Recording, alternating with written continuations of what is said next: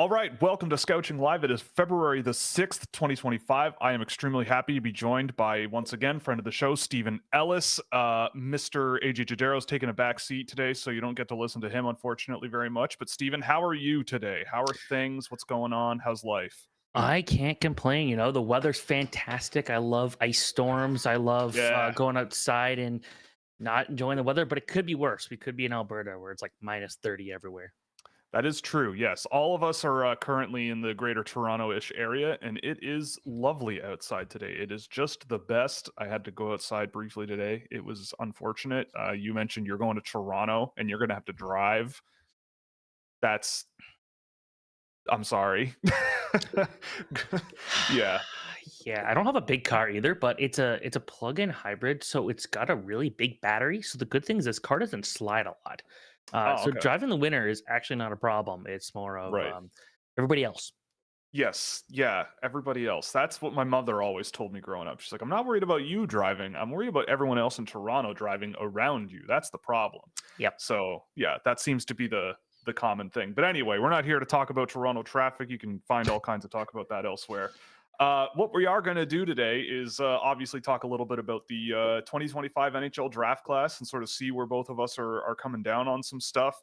The first thing I kind of wanted to go over is more of like a general overview of this draft class as a whole.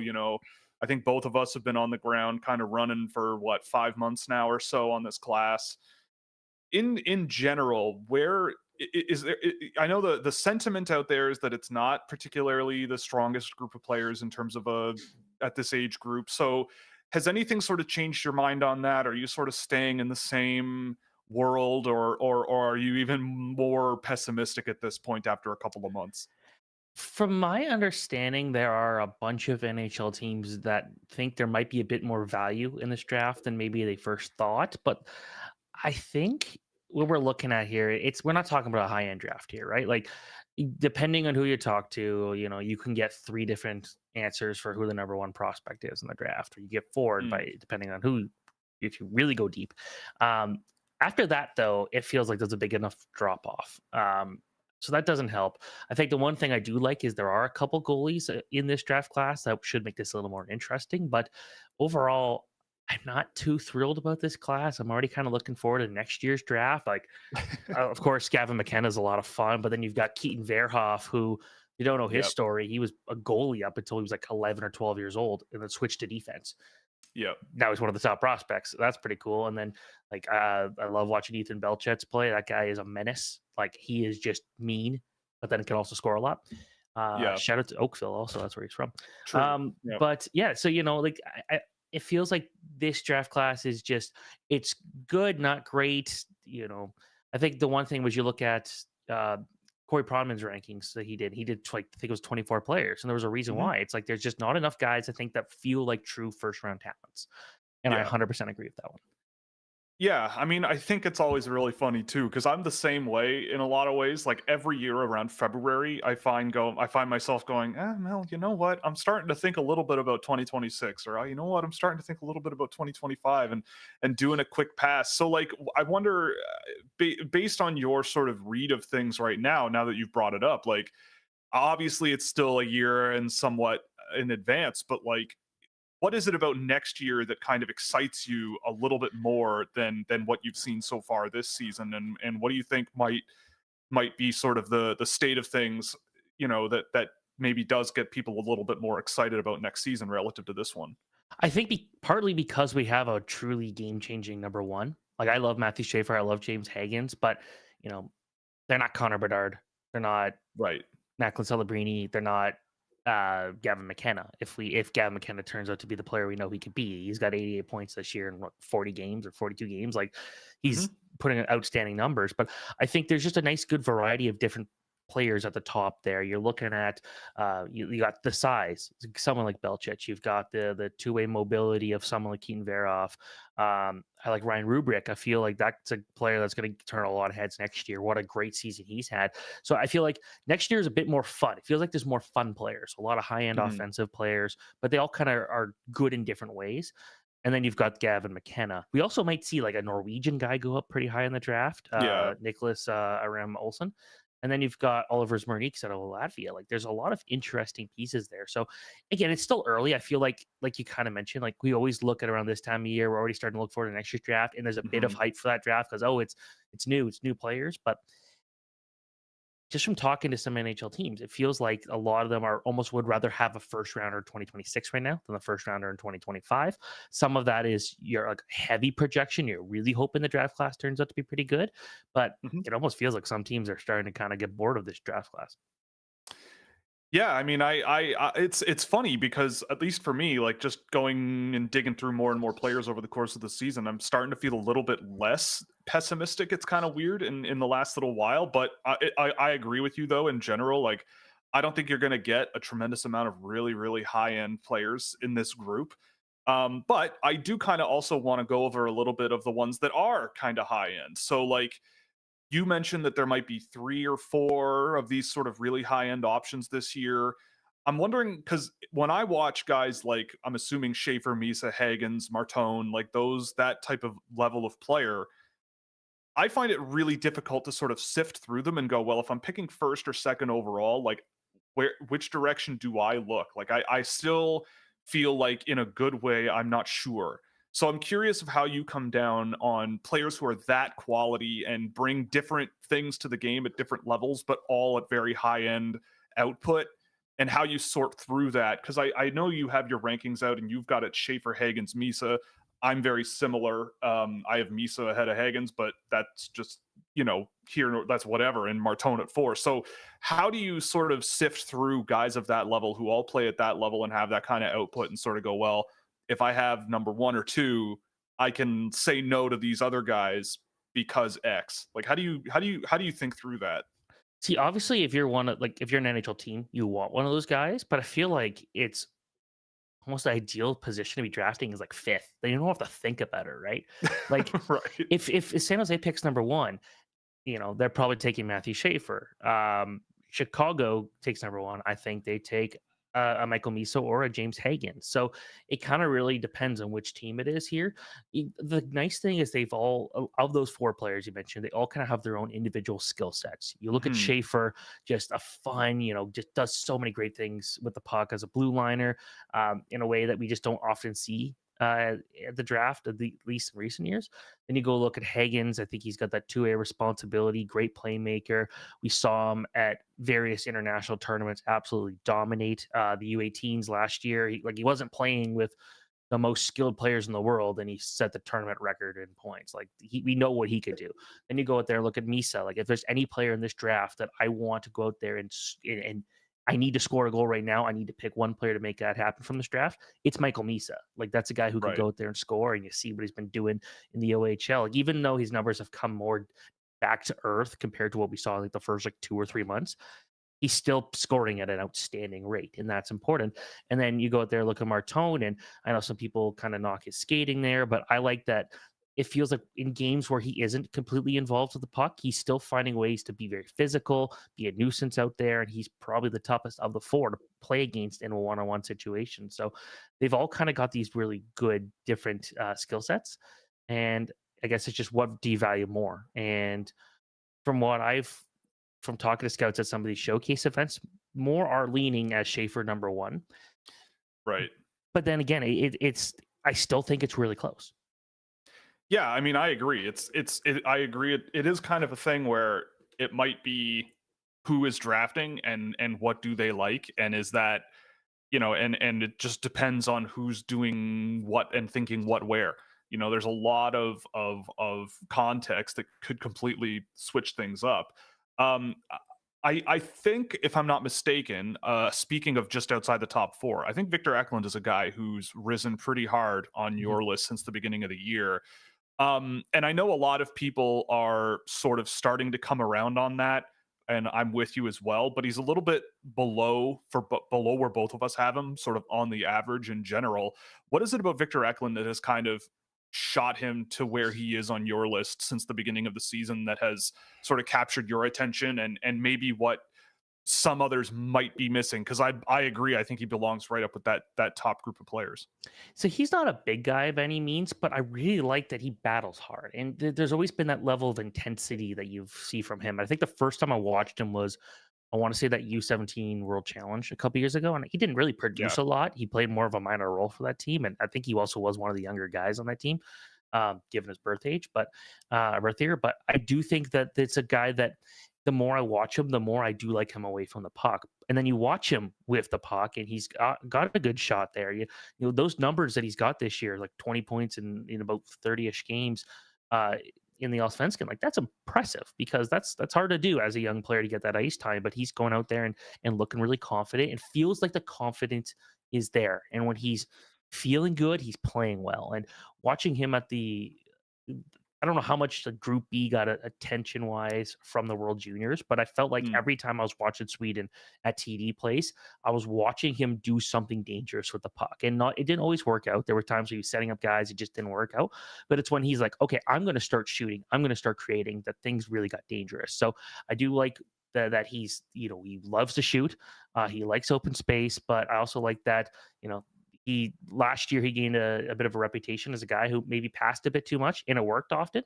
Now he's taking it himself and trying to drive the play, and he's looking good doing Yeah. it. So yeah, I do like him there. Am I fully like 100% sold on him being number 5? No. Maybe he slips, who knows, but I do like him there, at least there. Yeah. I agree. I think that he brings, especially because he's playing against men and doing as well as he is, and driving great results just on paper, and then getting production at the end of it is really just an impressive resume, and a really interesting sort of developmental trajectory. So I'm glad that we're in agreement on that. We did get a question in the chat about Michael Misa, just to jump back a little bit. In your sort of write up on him in your last little list you put out a couple of weeks ago, you wondered about his off puck game, and I'm wondering. You mentioned that he kind of needs help in that area, but I'm wondering if you could expand a little bit on that, because in my view, I think it's a pretty solid area of his game, but I'm curious of why you might see it a little differently. There's been enough times that I've seen in person where I feel like he when he's playing defensively and he's chasing after pucks, he's good. I just want to see more of it. There were times at the OHL Top Prospect game, or even the CHL USA series, or even just select games at CN of Saginaw this year. It's like, chase him, go after it, please do something there. You've got the size, you've got the skill, you can go and beat these guys. I just want to see more of it. I want to see it at a more consistent level for me. And I think that was really, especially like comparing in contrast with Porter Martone at that CHL USA series, because we got to see them on the ice together. We saw Martone was going out there and trying to hit everybody. In that first game where Martone had more of a quieter showing, I thought he was going out there and still, at least he was back checking hard. He was hitting guys. If you go back and watch isolated clips, like Misa was floating a lot. I wanted to see more of that.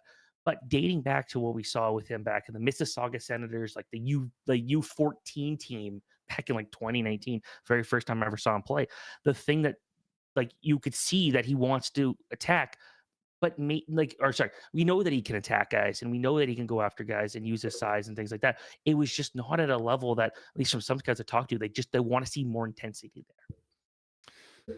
Yeah, I mean, fair enough. I mean, I guess with him, for me, my impression has always been that it doesn't, almost like he kind of doesn't need to do that. Like, I think a lot of the time when I watch him, I go, sure, I would like to see maybe him be a little bit more physical and everything, and resistant to pressure, and applying pressure a little bit more. But it's kind of one of the things I think that has really improved over last season, and has, I think when we interviewed him for our interview a couple of months ago, he mentioned this as well, that he's really trying to improve his, like, awareness of the game, and sort of his ability to press opponents and cause turnovers and all of those things. And I think he does it in an interesting way. So I'm wondering, do you think it might be more about, like, once he hits the NHL, you look at a guy like Martone and go, well, there's a bit more of a physical edge to him. There's a bit more of a physical confidence, I guess you could say, and that might be kind of a separating factor for the two of them.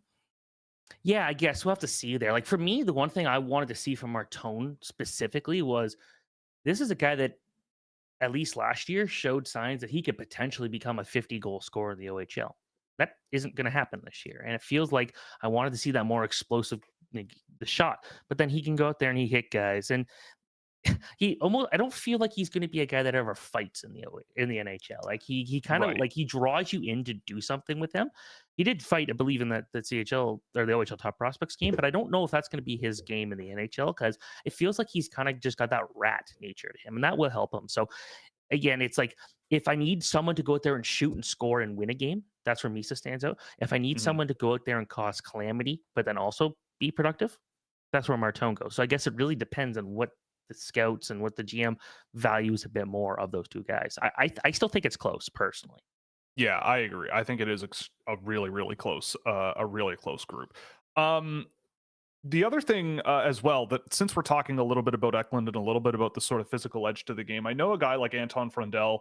You and I have him in a bit of a similar range. I'm mostly just asking you because I'm curious, because I've seen Frondell a ton this year, mostly because I still don't know what I really think about him and how I come down on him.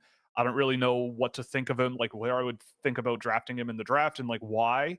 So I'm curious if you just a quick like breakdown of what you see in an Anton Frondell, especially in the last couple of months, where you know what puts him in sort of your top 15. I have him in a very very similar spot, but I'm just wondering because I'm still trying to sort it out what he brings and what might need to improve. But so yeah, I'm curious of what your thoughts are on that.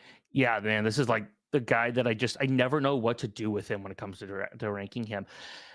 For me with Frondell, it's like I like the playmaking. I like the way he can dangle guys. I like the way that he can go out there and fire shots. Like I've posted a lot of clips of him just ripping shots, like in a way we kind of remember watching Cole Eiserman do. I am concerned about his health history though, and Mhm. maybe I'm weighing that a bit too much. But the fact that he's had multiple different injuries in such a short span, it feels like he's always having to play make up for lost time. But then you go and watch him. Looks very good at the U18 Swedish team. He actually just had, I believe, it was a 3.9 against the Americans yesterday. I think it was. Yes, I think so. Yeah. So like when he's really on his game, it's good. There's other games where you go out there and you completely miss him. So I think the one thing scouts have told me is they don't know if he's got like that killer instinct to go out there and you put him out late in the game and he's going to go and take over and be the one who makes things happen. It's almost like when you really need him to go out there and score in the Allsvenskan or even sometimes in the Swedish junior national team, he'll be standing around waiting for the pass. They want him to go out there and attack a bit more. Mhm. So we'll see. But he's a guy that like if he goes fifth, like I wouldn't be surprised because you see the elements of the playmaking and the shot that are exciting, but I'm just concerned about the number of injuries he's had. Yeah, I mean it's kind of weird too because like I look at him and I one thing I always ask when I am watching players is I go, "What are you? Like what role is there in the NHL for a player like him that is worth sort of jumping at and taking pretty high in the draft and going, this is a player we can sort of build around." And I think that's kind of what I struggle with is like, what is it that you're going to bring to the game in 5 years that makes you worth a top 5, top 10 pick? And I'm wondering if there's like one thing you can see in his game that you go, if I'm an NHL coach, I'm putting you in a role to do X, because I'm still trying to figure that out. So I'm trying to make you do the work for me and help me out. I don't think he's a first line player in the NHL. Probably a second liner at best, but it's yeah, there isn't like one super standout thing that makes him like better than anybody else. I Hmm. do think that his game, like when he's got the puck on his stick, a lot of things do happen. And to kind of back off of what Eklund has been able to do, you know, Frondel's been doing it at a slightly lower rate. Now, granted, like he won't play as many games this year due to injuries, but I think at least at his own age group, he kind of reminds me of Otto Stenberg, where Otto Hmm. Stenberg was super good when he played at the Swedish junior team, and Anton Frondell is too. Um, but I also don't think Otto Stenberg's going to be a play driver. I think he could be a play finisher in a lot of Yeah. cases. So with Frondell, it's kind of like it almost feels like that's the same thing. Not the same player, but similar outcome. Yeah, I think I see what you mean. Like, I think the one thing I see in Frondell that sticks out, it's almost kind of funny because you mentioned this player the last time I think you were on the show. You mentioned Brady Martin and kind of what he brings to the game last time on the show, and I've seen Brady Martin a bunch as well. And I think that him and Frondell kind of bring a similar, I think maybe a bit of an X factor, and that's sort of like that. You know, if you've got a guy just all over them, just trying to pin them and put them on the ice or something like that, they'll find a way to adapt around that pressure and make a play. And so I'm wondering, we can then pivot a little bit to Brady Martin, but like when I watch Brady Martin, maybe Frondell is a guy like Martin who has a bit more skill and maybe a bit more of like pure finishing ability, but Martin just has like that ability to get his caboose in the way and like make a play no matter what the situation. But I don't know what's your read on a guy like Brady Martin, because I know you have him quite a lot higher than I do, but I mean I've come up on him in the last couple of months, but I know he's a guy you've talked about here a little bit before. So what's your rundown on Brady Martin, and maybe if he sort of resonates with where I kind of see him? Brady Martin is my Teddy Stiga this year's draft. Like a guy that I just love the work ethic, and he always like. I don't want to use the term bulldog to describe him. He's more like the Tasmanian devil, as a guy that like we I think the Halinka was a perfect opportunity for him to show like, okay, I'm not in a scoring role. I'm not going to go out there and be the guy who's driving the play and making things happen. And he didn't score a goal. He had 4 assists, and that was because of that hard work. He was winning every battle pretty much across the board, on the boards. He was doing some great stuff around the middle of the net and things like that. And you look at the numbers, nothing too crazy there. Like he's over a point per game, but he's not explosive by any means. He's got no one to play with the Greyhounds. Like I feel like he would be rated a little higher for a lot of people if he played on a team that would showcase just how good of a player he can be. And I think with him, I just like that he attacks every single play like he has to prove something. And he's not going to be a top line player in the NHL. Maybe not even a second line player in the NHL, but he's a guy that every team should have at least one of if they could find one of him. They probably won't because he has a kind of a unique thing of just he can put up a lot. He can put up points, but he's also going to hit everybody in sight. He's going to bring that energy, and he's a guy that teams like. I know talking to a lot of teammates, both in showcase events and also in the Greyhounds. This is a guy that's about as respected as you're going to find in the change room. Every single person I've talked to loves him as a person. Why that matters is teams like character guys, and why that you can't really judge that by watching a player play. Obviously, in the NHL or in the OHL, what you can see is so many people want to play with him. So many people want him on their line and making things happen because he's a guy that everyone gets along with. So I think that actually does matter a little bit. Right. Yeah, I mean that I understand, right? Like I think that that's an important thing, that especially at the higher end of the draft, like if you want someone, I think teams are going to first look at guys who embody that, like you can trust them, that they're going to be a professional and like a through and through great asset to have, sort of putting on the uniform and working with the rest of the team. Is there anyone else sort of who checks those boxes from your experience, whether it's what you can find publicly or your discussions with people? Is there anyone else that, some people might look at and go, why would teams want this guy here, right? That doesn't quite make any sense. But then when you sort of dig into it a little bit and sort of talk to people, there's a bit more to the story that might put them in that kind of a position.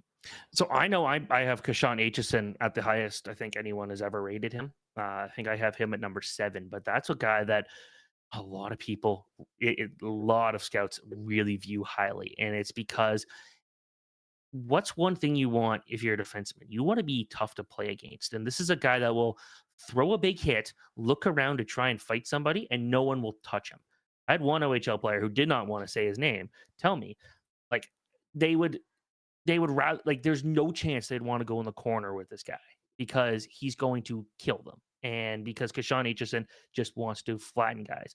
But then he also is pretty solid defensively. I thought at the U18s 2 years ago, or last year, I should say, he was as good, if not better, in some situations as Matthew Schaefer, a guy that I know Kashan Aitchison did get some votes for top defenseman in that tournament. So I thought that was impressive. But then you look at the numbers, and he's going to get 20-ish something goals this year. He's going to get over 50 points, like some pretty solid numbers. Not Sam Dickinson or Zane Parekh numbers, but still very solid numbers on Barrie, where he's doing a lot for them. And again, looks to just be hard to play against. Like a lot of scouts will say they think that his physical play is the best part. Kashan Aitchison himself thinks that his defensive game is the best. And I can't disagree there. I think he actually is pretty strong defensively. There are points where I feel like he's a little too overconfident and he's going out there maybe trying to do too much. But I do think that the overall skill level's there. And then again, this is a guy who's cracking jokes in the change room. Guys really seem to like him. I know a lot of players of that OHL Top Prospects game seem to gravitate to spending time with him because he's funny. He's a smart kid, and he knows how to be. Again, just to reiterate, he wants to be a pain in the ass out there. So I like a guy like that. Yeah, I mean, that makes sense. Like those two guys would stand out as guys that scouts might value for other things they bring to the table. Um, I am curious because I think a player who, at least in my experience, brings a lot of the similar sort of traits, and I think you can tell on the ice, but he's a little lower for you, is Carter Bear.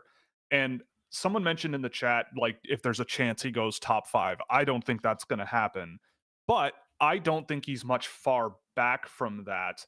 And I think he does bring a lot to the table where you go, okay, um, he's, the competitiveness, the physicality, that sort of thinking under pressure, but combining that with that skill level that he has, and his hands are quick, and he brings so many good things to the game. What's your read on Carter Bear? Because for me, I think I see a lot of what you're talking about, but when I look at guys like Aitchison and guys like Martin and all of that, I see a guy like Bear be that, but a little bit higher end in terms of the actual output on the ice and the sort of moving the play in the right direction more often. But I'm curious of what your thoughts, because you do see him a little bit lower than I do. Now I want to know where you put him, but I have him number 14, I believe, is my ranking for. He's at 7 for me right now. Okay, you know what? I will say that's for me like 6 to like 15th are pretty close to me. Yeah, that's fair. With Carter, but like I think I have Bear ahead of Brady Martin, and that's because like he is a more skilled player there. I feel like there's been a tendency for some dumb mistakes where he's on some like retaliatory penalties or things like that, but he's so competitive. And I talked to Landon Dupont at the under 17s, and I was like, what can you say about Carter Bear? I don't know if I've seen a player light up as much as he did talking about Carter Bear. Now they live together. And he basically said like the big thing for him is he's like a fitness freak. Carter Bear is like, he wants to go out there and be able to beat everybody with his speed, his skill. Like he wants to be like that super athlete, like a more skilled AJ Spellisy out there. And then you see it, and he wants to win every single shift, and he's been so good. And yeah, Everett's a good team, but a big reason why is Carter Bear. So I think for me, a lot of it was early on. I had him ranked lower. I just hadn't seen enough of him, and then now the more I see him, the more I'm impressed with him. A guy that could get 50 goals this year. Like he will probably get 100 points this year. Like those are some fantastic numbers. I do feel like there's some undisciplined penalties at points, but like if he went 6th, if he went 5th, like I wouldn't be surprised because I know teams really like him. Yeah, I mean that's understandable. I do think that there's a lot that the more you watch him, the more I think NHL teams will really pick up on, and I think the more a lot of people will pick up on. I do also think that it's interesting that whenever push comes to shove in the draft, teams are looking at position a little bit more than I think we think, where there's a lot of centers that get drafted high. People clamor for defensemen. Is there anyone you think? Oh, and actually, before we move on to someone else, we have an interview with Carter Bear coming tomorrow on the channel. So bookmark that because it was a good one. He's a good one, a good interview, and we had some fun with him. But if there is this sort of other NHL logic of like defensemen and centers being a priority, which you can take it or leave it. Is there anyone that sort of you can see going, okay, if I have this guy a little lower, but if I see him jump into 5, 6, 7 range because he plays these in-demand positions, is there anyone that sort of jumps to mind for you that might, surprise people on draft day, but you can kind of go, okay, fans, like let's relax because there's logic to this? Maybe Logan Hensler. I know that Okay. because like he's a right-handed defenseman he's 6'2", but he feels bigger out there, if that makes Yeah, sense. yeah, Like yeah, he does. Yeah, I was at ice level through pretty much every USA World Junior game for warm-ups and walking. I'm like, this dude's got to be like 6'5", right? You go back, it's like, no, he's like 6'2". You look at the numbers, nothing special there. He's got like, I think the last I looked, he had like 10 points this year in college, which fine. He's a defenseman. That's his job. It feels like there's some games you don't see him do enough out there. And I think that's why you saw a lot of scouts kind of sour on him a little bit when we watched him with the NTDP last year, where he started off so good at that USHL Fall Classic, and by the time he was the U18s, you kind of forgot about him. Now, granted, he wasn't getting drafted last year, so that is part of the reason there. But it feels like for a lot of scouts who thought he may have been the best defenseman in this draft, like might be like fourth or fifth at this point. And but the fact he's a right-handed defenseman who can skate well, and I'd say is pretty reliable in his own zone, that helps. So yeah, he might not produce a ton, but I also wonder, based off of when we do see him do things with the puck that are really impressive, and those type of games, like, oh, like, yeah, forgot he could do that. I feel like the more confident he gets with shooting the puck and trying to make these high impact plays, he might unlock another level of his game. But right now, it seems like he's trying to focus a bit more on his own zone play, and he does a good job there in college. So I have him ranked outside of the top 20, but like, there's a good argument for him to go like top 10 still. Yeah, I think I can see where you're coming from with that, and I do think that there's some level of potential to that as well. And I know there are some that still have him really, really high, and I think still value that potential in his game. So we'll see. I mean, I think that that's interesting. The other US guy that I also kind of wanted to ask you a little bit about, because you still have this guy top 25 ish, and I think you're the only one, I think, with this guy still sort of rated as a first round pick. And I might be wrong, but I'm pretty sure you're the only one, and that's Will Moore. So you've probably been watching Will Moore for quite a while, because you're like a AAA Ontario, guy. Um, what is Will Moore really like? Because I've seen him a bunch this season. I've seen the NTDP a bunch. We both saw him in the Prospects Challenge against the CHL. Um, what like, if for me, he's outside my first round, because I just don't really. He's been a hard player for me to sort of get a lock on and really sort of figure out what he brings at the NHL level. But what is it with Moore that has you thinking that he's a guy that might be worth a sort of later first round pick in this class? So he has fallen a little bit since in my rankings since I published my last one in mid January. The thing about him is he can be a very difficult player to match up against, and I there's been some players that I've talked to that played against him that list him as like he's not going to be a super flashy guy, and like he's put up some decent numbers in the USNTDP, but like not anywhere near the star power numbers that we've seen from other guys in the last couple of years.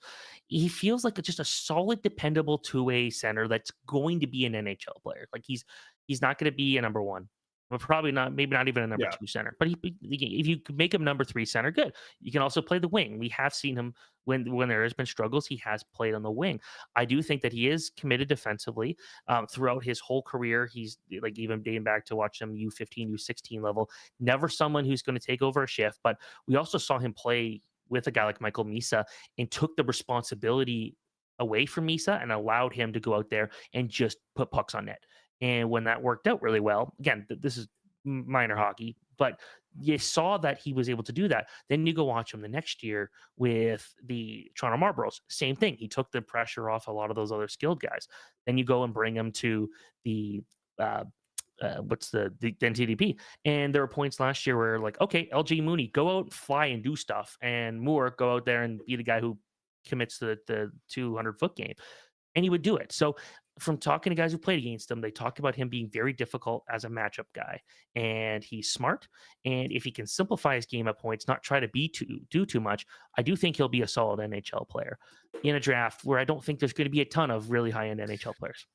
Yeah, I think the line between, this guy could be a major role player for us, and if this guy becomes a thing that we can use, that would be great. I think that line is pretty low this season, but I think Moore is definitely part of that group that's like, well, yeah, I could see maybe a limited guy role player down the lineup, something that, maybe he fits in somewhere. So yeah, I understand where you're coming from. I do want to mention, someone in the chat mentioned, like, who are some of the most improved players over the last 5 or 6 months?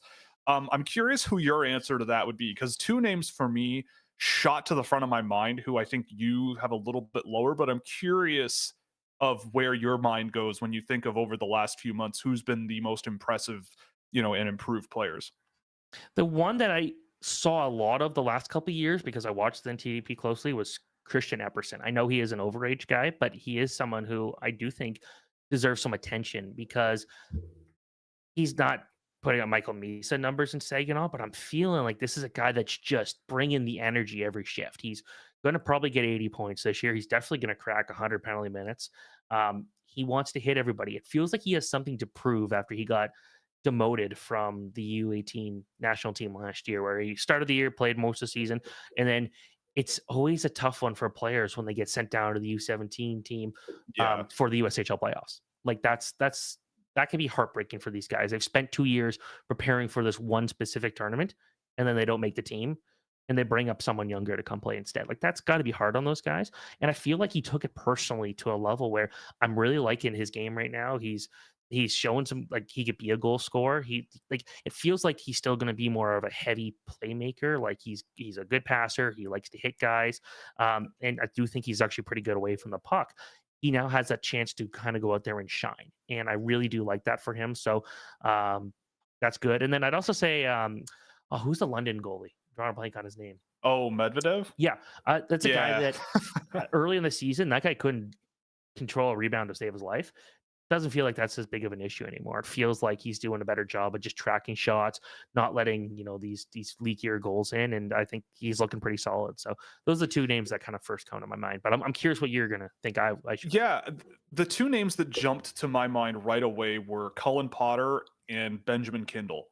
Okay. I think with Potter, so last year he was with the NTDP. He's one of a small number of '07 born kids that are in college hockey this year. I think Boumedienne's the only other one. Um, and he's playing an important role for Arizona State. And they're like he's listed as a winger up through last season. Now he's playing center in NCAA hockey. And I think that the growth in his game since October or November when he first started playing at that level, like the first couple of games I saw him there, you saw the skill. There was definitely a lot of quickness and high end sort of fun factor in his game, but he just didn't seem to be able to put it together on a consistent enough basis and sort of anchor the middle of the ice that well. But every single game I've seen since then, I think you look at him and when you look at him and relative to some guys that I've seen sort of in that top sort of 7 through 15 range, I think he's like just as electrifying, if not more, just as much of a sort of pace controlling, pace pushing guy. And I feel like, as an '07 playing college hockey in that kind of a role, and I also find that he is a lot quicker and a lot more intense than a lot of his line mates a lot of the time. I think it makes him sort of held back a little bit in terms of actually getting points on the board. But I think in terms of raw talent, especially for a guy who has moved up to play center a little bit in a tough situation, I think there's a lot to like there. And with Kindle, I mean, I know you have him ranked sort of late first round-ish or whatever, I think. And I think that, for me, I'm the type of person where I, I always am sort of honest with myself and I go, okay, I'm going into an experience or watching a game of a player thinking X. I'm pretty sure I feel this way about a player because I've seen them a few times before, like Ben Kindle at the Holinka. And when I went and watched him last year with Calgary, I remember thinking like, yep, smart, but like tactical and kind of what you were saying about Christian Epperson a little bit. Like maybe not a guy who drives plays super well, but just participates really well, plays with enough intensity to make things go. But I've seen Ben Kindle just like hit another gear this year, playing top center for the Calgary Hitmen this year.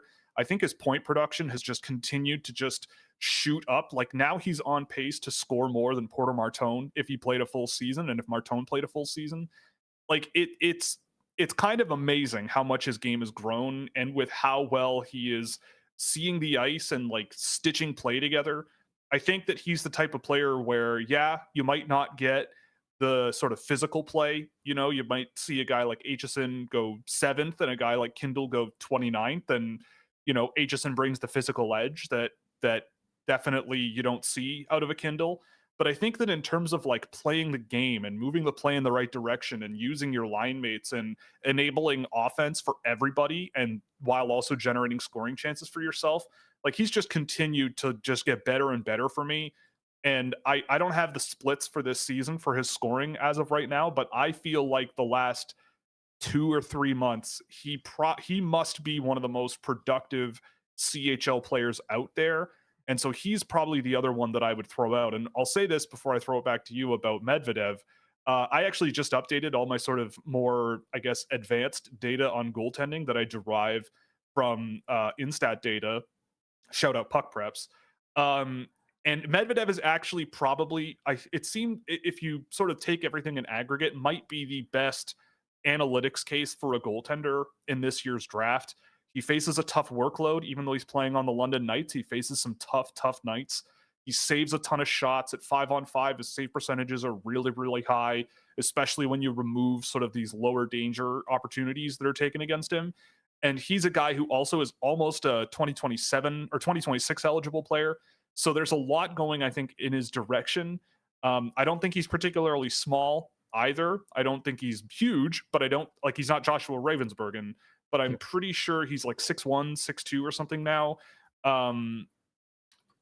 But that's one where it also makes sense to me that he would be a guy that you would bring up as a potential riser as well. So anyway, but I would say for my answer there, I'd say Potter and Kindle are definitely two that have really grown on me over the course of this season. So I believe actually Medvedev, the OHL gave him said he was 6'3". So he has grown this year because he started at 6'1", I think it was. So he has grown this year. My biggest thing for Colin Potter is the size. And I feel like a guy I want to see actually like try and throw a hit once in a while. But the biggest thing in my game for him, the biggest thing for me has been how much better defensively he is. Like watching him with the TDP last year, there was a lot of games where it's like he was watching a lot. It's like, dude, come on, go do attack. You're fast, you're skilled. Go and beat guys in your own zone. He's so committed to that right now. And kind of like you pointed out, like he probably should have like 20-something points this year. He doesn't. He's not. He might even only finish with like around 20 points. But it's because he's committing himself to other elements of the game. It's just, is that gonna? I don't know. Some scouts I've talked to are a little worried. Like, is he going to typecast himself into being a bottom six guy? And then, okay, would you rather have someone who's 6'2" or a 5'9"? But a lot of skill there. I think you can kind of play him anywhere, and you're going to be happy with Benjamin Kindle. Yeah, I know I've definitely put him too low in my last rankings. I have moved him up. He is definitely a first-round player in my most recent rankings, which I think are coming out beginning of March, I want to say, sometime after Four Nations. But, there were times, especially in the first half of this season, it was just like he got pushed around a little too much. And that's never a guy who's going to go there and you get too aggressive. But it feels like the second half, he's a bit more intense. He's fighting those battles, and you see those numbers. Like he's always engaged. Like there was one game I watched him earlier, a couple weeks ago, I think it was, where he scored like 2 goals in his like first 2 shifts. It's like, yeah, he can do that. And it's like, he's got that electrifying element to him. And even then, he might get 40 goals, but I think he's a way smarter playmaker. So there's elements there that are good there. I wish he was bigger, but he's not like a 5'10". He's not Nathan Gerby, right? Like he's going to be, I think he'll be fine. So I do like him a lot. Right. Well, that makes sense. While we're in sort of Canada in the realm there, I did also want to ask for your read on Simon Wang. He's a guy who you like, first round guy for you right now. I don't know if he still is as of today, but I mean, I'm fascinated by this guy, and I'm fascinated to hear what people talk about with regards to him, because I think his game could go a quadrillion different directions from here. Like, I don't really know. I don't really like, he's so raw. Like we interviewed him and it became very apparent that like the story there is really interesting, right? Where he's coming from China, he's been in Canada for a little while, but there's cultural things and like hockey based things that I think he's still adapting to and developing and getting better in certain areas. But you see him as a guy that you might pull the trigger on in the first round. So what brings so much attention to him for you? Like obviously he's huge, but what brings so much attention to you for him, and where do you think he goes from here if you were, say, the team saying, with our 30th pick, we're taking Simon Wang? So he was playing in Nobleton, Ontario, which is where the King Rebellion is based. That is a farm town, about 20 minutes away from where my in-laws live, and I spent a lot of time in that area. It is a cultural difference, a completely different world than living in Toronto, where he played in a lot of his GTHL. But with him, it feels like he's so raw, but raw in a way that I've never seen scouts flock to watch a guy like a defenseman like him. Like even like Matthew Schaefer is a different story. I think that's partly because everyone knows what Matthew Schaefer is. But you go out there and I remember watching a game a couple months ago. Every single NHL team was represented to watch Simon Wang play. And now this was before the deal with the NCAA. So at that point, it was still expected he was going to only just go play, like he was going to go right from the USHL or right from the OJHL and then likely to the USHL and then go play college. But like the story, like he didn't play a high level competitive hockey until much later than a lot of other players. So there's that raw element of trying to understand the game, but he moves very well. He hits hard. And I think if he's drafted 20th, I understand it. If he's drafted 60th, I understand it. Like that's the thing about him. It's that you're really betting on that high level of like, you kind of hope you really hope he can hit his max potential. It feels like a little bit of a similar situation to a guy like Gabriel Eliasson last year, except he's way smarter than Gabriel Eliasson. He's not going out there and just punching guys for the sake of punching guys. And that's the thing. You see a guy who's so big and he's got all those penalty minutes, but like he doesn't need to bully players to be good. He just takes space away. And that's the thing. He moves well, takes space away. I also do think, I know his numbers have not been overly impressive in the OHL. I think he's got a booming shot. I would love to see him use a bit more. I also think that he's a lot more skilled than I think he gets credit for. But again, still raw. It's how does he use that every single night? Playing against the OJHL, which to me, I followed the OJHL closely for well over a decade. This feels like one of the weakest OJHL seasons I've ever seen in terms of just the talent across the board. But it still felt like a guy who was dominant against that. And he goes to the OHL, doesn't have to be the guy anymore. He's playing a bit of a different role. I still think that there's just that raw talent there. And again, you could kind of, I'm really banking on that upside of really kind of figures it out offensively. He figures out how to just be effective at both zones. And when he gets that, maybe people will talk about him a bit more. But again, there's a good argument for him going second round, third round, but as much, if more, than going in the first round. It's so fascinating for me with him because I feel like, it's almost too convenient to just think about the storyline there and go, you can tell that that's the story just by watching him play, right? Like it seems to me like he played hockey in China for a while. And I feel like him being that big and clearly loving the sport, right? Like he moved here and is really working towards being an NHL player here. And he may very well get there, but he kind of plays where it's like, it's almost like he doesn't even quite know exactly the role, but the talent is there. Like he's such a great skater. And I agree. Like I think that OJHL this year, I watched him a couple of times early in the year and I went, okay, I see the appeal, but I am not getting on any bus whatsoever here until I see him somewhere else because this is not competitive. But you did see there were a couple of moments in those games where in open ice, unchallenged or something, you see him do something, you're going, oh, so he can do that, right? Like I saw him on the offensive blue line on an offensive entry, stop on a dime, toe drag around a guy, then drag around another guy and take an attempt on net from like just inside the blue line. So like not the most dangerous scoring chance, but to go, oh, this is a 6'6" guy who just motored up the ice, did all of those things and did it looking like he was 6 inches shorter than he was. And that's enticing. It's just a matter of like, now that I've seen him in the OHL, I think it is a test for him based on what I've seen of him with Oshawa. Like I've seen a couple of games and I think his awareness of the ice and like executing plays and making things happen as quickly as they need to are a bit of an issue. So I'm wondering if you see kind of the similar thing there, but again, that's not a criticism to say he's never going to figure it out, but it is indicative of like his storyline and where he's come from and like where he might go from here. That does make him both intriguing and also like I think he's just going to be one of the most fascinating players to look back on in a few years that we've seen in the last few years of the draft in general. Yeah. Like for me, I think you kind of nailed it on the head. Like there's a lot of risk with that, but I feel like in this year's draft, you can almost take the risk, right? Because it's just not that exciting, and you kind of bank on that being just this guy who can figure it out. But it'll be interesting to see how college works for him, and maybe next year in Oshawa he plays a bigger role, and we get to kind of see him spread his wings. I feel like the season's just been kind of weird because he was dominating the OJHL and then goes and plays on a pretty solid OHL team midway through, and he got sent back to the OJ to get more ice time. And got brought back up, and it feels like a bit of a weird season. But I feel like the highs are just so high to me from watching him 10, 12 times already this year in person that Mhm. I feel like I like him. I just need to, let's see when he kind of puts everything together at a higher level, like we want to see him in the OHL.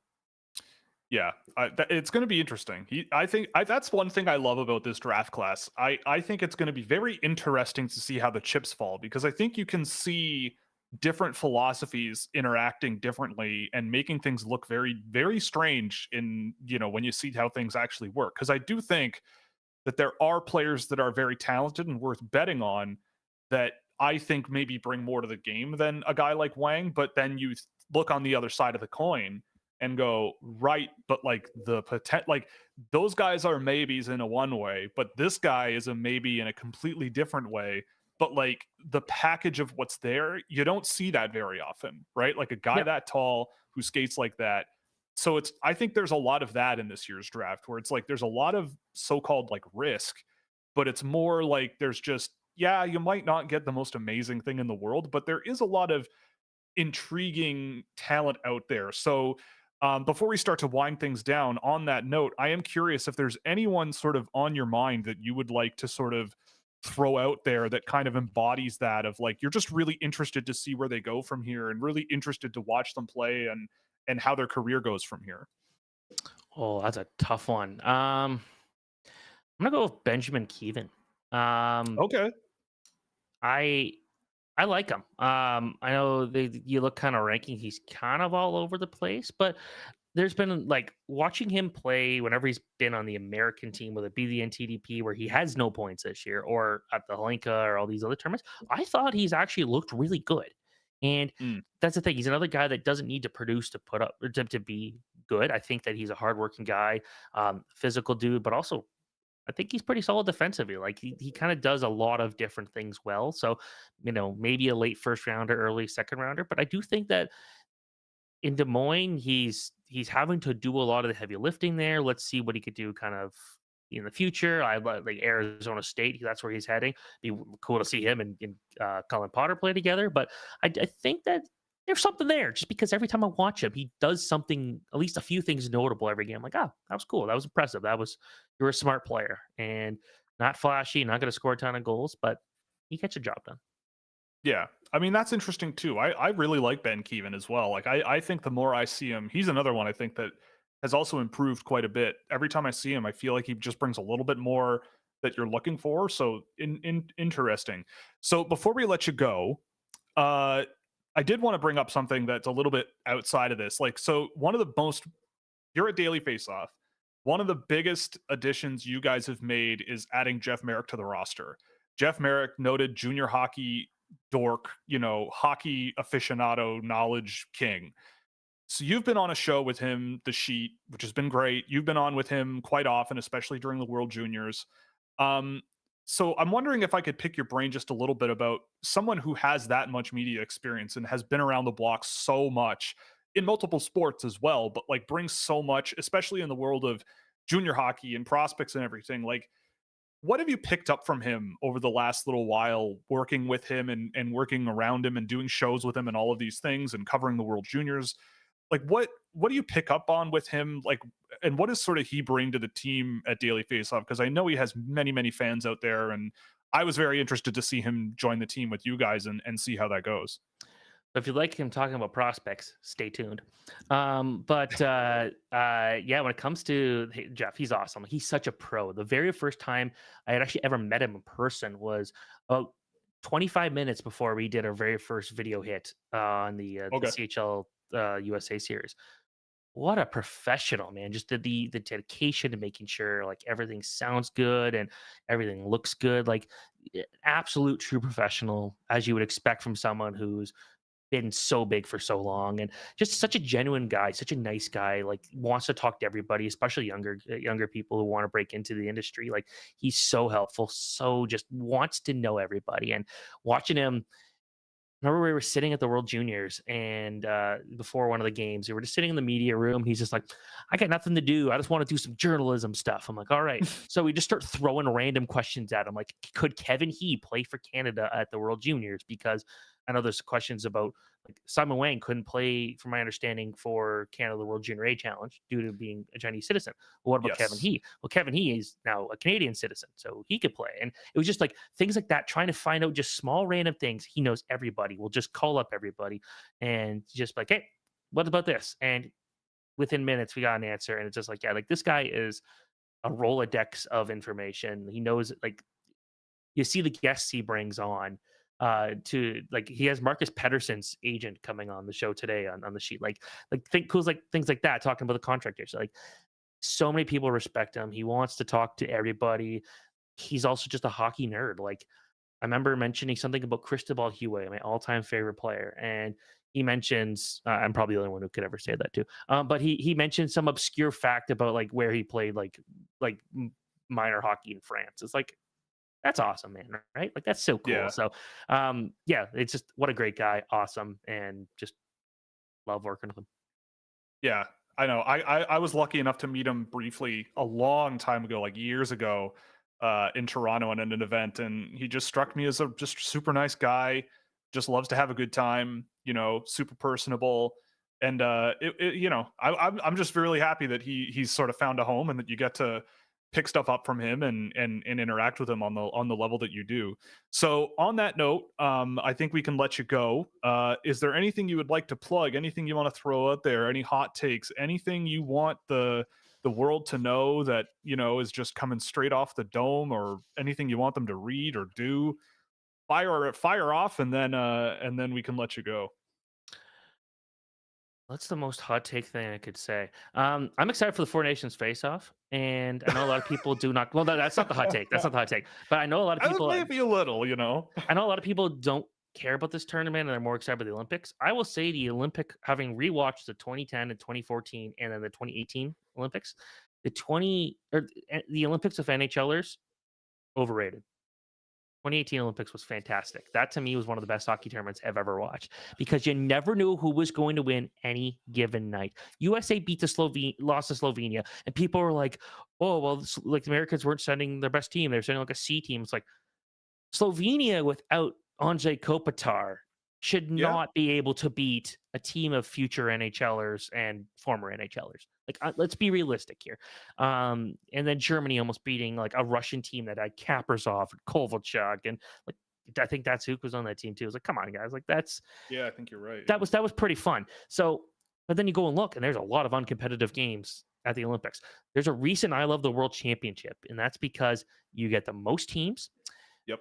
But then you'll go in one year, Canada will win the World Championship. In that same tournament, they lose to Norway, like using Yep. their backup goalie. Like that's the thing. Yep. It's just so for me, I think the Olympics gets a little overrated. Not saying I don't love the NHL Olympics. I'd rather still have NHLers at the Olympics. It's Right. still better hockey. But people wrote off the 2018 and 22 Olympics. Now, 22 was not that great. 2018, go rewatch it. It was fun. All right, I will. I mean, I love the World Championships as well. I feel like you and I might be on an island on that one, but like that's what I love about that. Like, that's what I also loved about the World Juniors this year is like you see teams like Latvia, even like a Kazakhstan who almost managed to avoid relegation. Just those little storylines and those little games and those stories I think are so great. And that's what I love about those kinds of tournaments. So I'm glad that you shouted out the World Championships and everything. I mean, I see where you're coming from with the Pyeongchang Olympics, especially because I remember that being like, I remember walking to work and seeing on TVs and bars of like Germany winning medals and like all these other crazy little games that happened. And yeah, I forgot that Slovenia beat the United States. And so, hey, I'm Like, on team European hockey is undervalued in general. So have yes. at her. Like here's the thing, like Latvia being Canada or Germany beating Canada at the Olympics Mhm. or Slovenia being USA, like those things have a much bigger impact than Canada shutting out Sweden in the 2014 gold medal game, where it doesn't matter as much.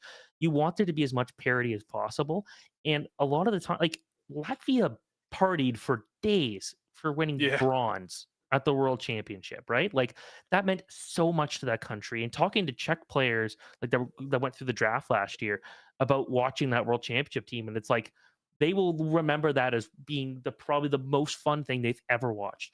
And things like that matter. And like I watched Greece play Jamaica over the summer in Oshawa, July 5th, I think it was. Like when Oh everyone else yeah. was doing other 100 something penalty minutes in that game. One guy got kicked out for making fun of a guy, the referee's mustache.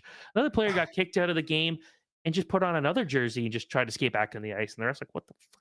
But they were like George Figueres, like the Dallas Stars Yep. prospect was there. There was a ton of college players. There was, Giovanni Smith playing, and like there were actually like some notable players. But those games meant a lot to people back in Jamaica and back in Puerto Rico. Just like, hey, look, we could be competitive, not against good teams, but like there's something here. Things like that matter. And that's why I thought those Olympics without NHL players mattered, because it's not Switzerland or Slovakia going there like, oh, let's not lose 6-0 tonight. It's like, oh, we have a shot to win. Like that to me is cool. So are we going to see Stephen Ellis covering the World Junior Under 18 Division 1A and Bs on Daily Faceoff's dime and doing shows with Jeff Merrick about the Romanian Under 18 team, or what? I don't know about that, but I can say that you probably won't find many other people that decided they wanted to wake up this morning and watch India versus Turkmenistan at the Asian Winter Games.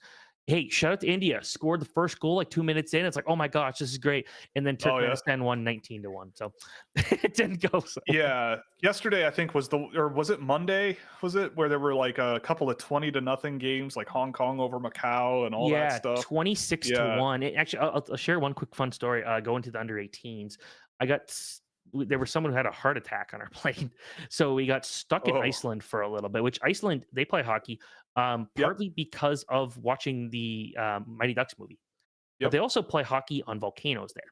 Pretty damn cool. Then we go to Denmark. I get stuck there for a few hours, and then I'm like, I'm so bored. What can I do? I turn on.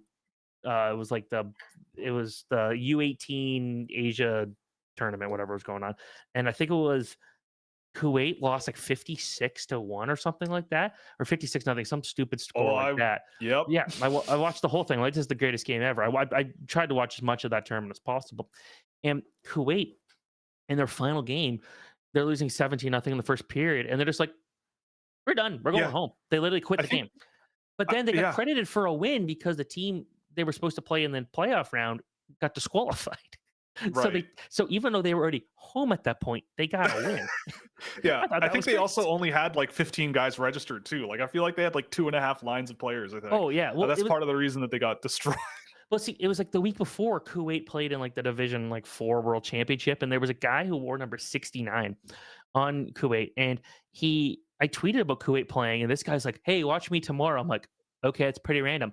This guy, there's a scrum. He goes off the bench, skates full speed, and just like attacks a guy. He gets like 50 penalty minutes out of the play. The game has like 200 something penalty minutes. It was great. It was like the about as close to a brawl as you're gonna find in international hockey.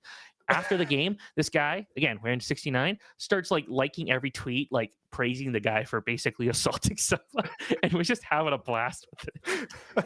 I love that, man. But it was like a sold out game between like Kuwait and like, I don't know who else it was. It was like that tournament was sick. I'm watching this year's edition for sure because I had a ton of fun. We actually got a question in the chat about if you have any thoughts, and then we'll let you go. But do you have any thoughts on Mongolian legend Lagvadorj Davanayam, who came from Mongolia to play at the Crystal Beach Academy U18 team this season and is scoring points? Because I remember watching Lagvadorj Davanayam at that tournament and having just a great time watching the Mongolians. Man, he was what a dude. He was 23 goals in 6 games, baby. I think I remember him also going on a breakaway, and he like did a spinorama for no reason and lost the puck. And I was like, "Why'd you do that?"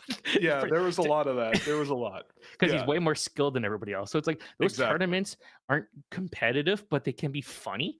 And like, I don't want to like not talking about laughing at these guys, but it's more like they're getting the exposure for these tournaments. It's like it actually helps. We're talking about it, like it's awesome. I will also say the final game in that tournament, which was Thailand and Uzbekistan, was honestly one of the best games I've seen last year. I don't know if you saw that one, but I did. Like oh yeah. Yeah, like it was honestly one of the best. Like the fans were insane. Like Tashkent was like upside down. It was great. So I'm glad you're with me on the boat there with those guys. Maybe we'll start a Daily Face-Off spinoff looking at the lowest of the low and doing some work on that, because I think there's a market for that somewhere. Oh, I remember pitching when I was at the Hockey News, like, can I like write about the Division 4 World Championship? And just got a bunch of question marks back. It's like, what the fuck are you talking about? Like, I can help with that. We can organize that, because I'm all about that. hey, you know what? See, sometimes you got to sacrifice game or sacrifice sleep to see what Uzbekistan superstars are coming up. They don't often happen. Rustam Konov, you know, someone in the Czech Republic saw Jasperbek Rustam Konov at that tournament and said, "Let's bring that guy in." I actually, years ago, I was trying to train myself to do play-by-play. I ended up doing play-by-play for a AAA tournament where neither team had names on the back of the jersey. So that was complicated because I didn't know the players.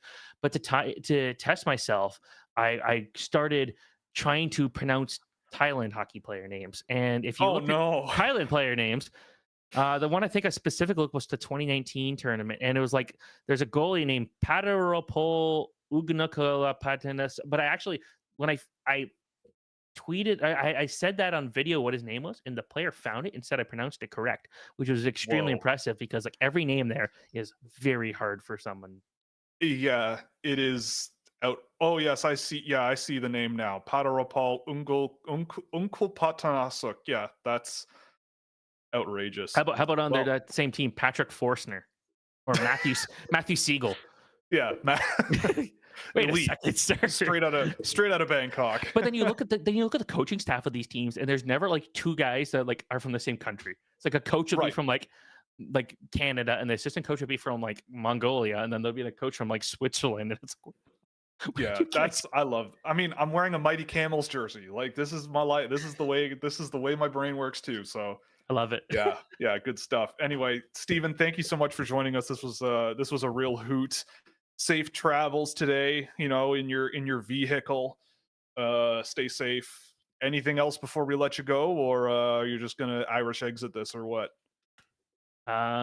If you need me, if you have a ball hockey team and need a mediocre goalie, I could do it. That's right. it. Yes. All right. Sounds good. Thank you, Stephen. We'll talk soon, eh? See you later. All right. See you.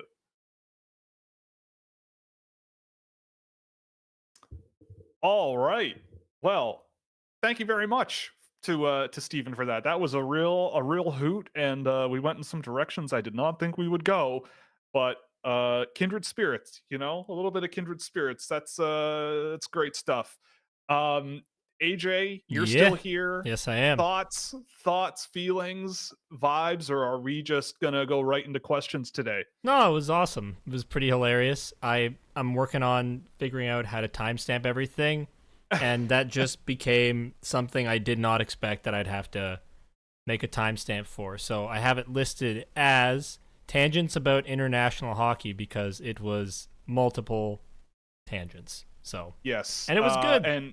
And he is correct. Today, India scored the first goal in a 19-1 loss to Turkmenistan. I felt like you agreed on that, like international hockey, more than you would agree on some of the takes, but that's okay. I mean, yeah, for sure. I mean, that's where you guys had the most fun. I could tell. You guys were just smiling, laughing, like, wow, we're both dorks. Interview versus discussion, you know, and yeah, when you dork out with someone, it gets very, very different. So yeah, I mean, you know, that I've always been weirdly obsessed with the dredges of the world of hockey, because I think Steven's right. Like, there is a certain level of value to giving attention to this thing and developing the game and all that good stuff. So always good to geek out about that stuff, and I'm glad that I have someone else to reflect it back at me rather than the three people on the planet who care telling me to, or who all the people who don't care telling me to shut up and move on to NHL draft prospects or something like that. But anyway, I don't tell you to shut up and move on, but it's not the thing I'm the most interested in. I will admit. Yes. What I will say is I thought you bringing up Jeff Merrick was great. I love that. Yeah. And I almost forgot to mention it because the tangent went on so long that it almost escaped my mind. So, right. But yeah, but that was awesome. I'm a massive Jeff Merrick fan. So same. Yeah, hard not to be. Yeah. Yeah, And he's as a good, you said, he's a good one. a dork, good egg. and that's why I just appreciate him. Yeah, 100%. Dorks like dorks, you know? Yes, yes, yes. Yes. Well, I guess on that note, we can get into the Ad read. back half of the show. Yes, which starts off with our ad read. And I don't have the script in front of me because I wasn't thinking. So somebody anyway, quickly donate $50 to skip it. Yeah, exactly. But we are brought to you by Fanatics. You can use our QR code in the video window or the link in the description or the link in the chat to use our affiliate link and give us a small kickback on anything you buy in the store. You can also support us through puckpreps.com, where I am actually covering the Four Nations tournament that Steven talked about a little bit during our show. So you can look forward to that. I'm going to be doing a full report on the U.S. team once they're on the other side of the tournament in a few days. So you can look for that. And if you want any NCAA or CHL prospect needs, you can go there. Shout out Jordan Millette, who just put out an updated OHL draft ranking. So if you want to read about the OHL crop for this year's draft class and watch Jordan slowly lose his goddamn mind every week, then that's where to go. And of course, Scouching.ca, which is where you can go and get a subscription, where you can get cool stuff like access to our Discord server, tons of NHL prospect data, insight into the track data that I have. I just updated my NHL data that I track of teams over and underperforming their metrics and players and goaltenders that are doing that, and just basic but interesting insights into where the NHL might go from today until the end of the season, as well as plenty of other cool stuff you can check out at multiple different price levels over at Scouching.ca. So check that out over there. And also we have a merch store. If you didn't know, I'm pretty sure there's a shelf of products under my head below the video. But if there isn't, you can go to scouchwear.com, check out all the stuff we have there, like sweaters. We got beanies, embroidered stuff. That's all good. Our merch. We got to make more money than Logan Paul, guys. I got to become a WWE superstar as well. AJ needs to become a WWE superstar. I don't actually want to take bumps. That would not be fun. I'd love to see you take bumps. I would take, like, not consistently. I would totally get thrown through a table for a spot if I had enough clout and people cared enough about me. So care more about me and get me there. But honestly, I would love to, like, be a writer and do stuff on the production side, because that's what I love. I love producing stuff. You writing the storylines would be quite something. It'd be hilarious. It'd be like hilarious. A little kid with Legos. Like, I'm gonna make my favorite guy win everything. Yeah, exactly. No, Joe Hendry, undisputed Joe champion of the Hendry's not even a WWE superstar, man. He will be. He might be. If I have my way, I believe in Joe Hendry. Who doesn't? Okay. Yeah, I know, right? Who doesn't?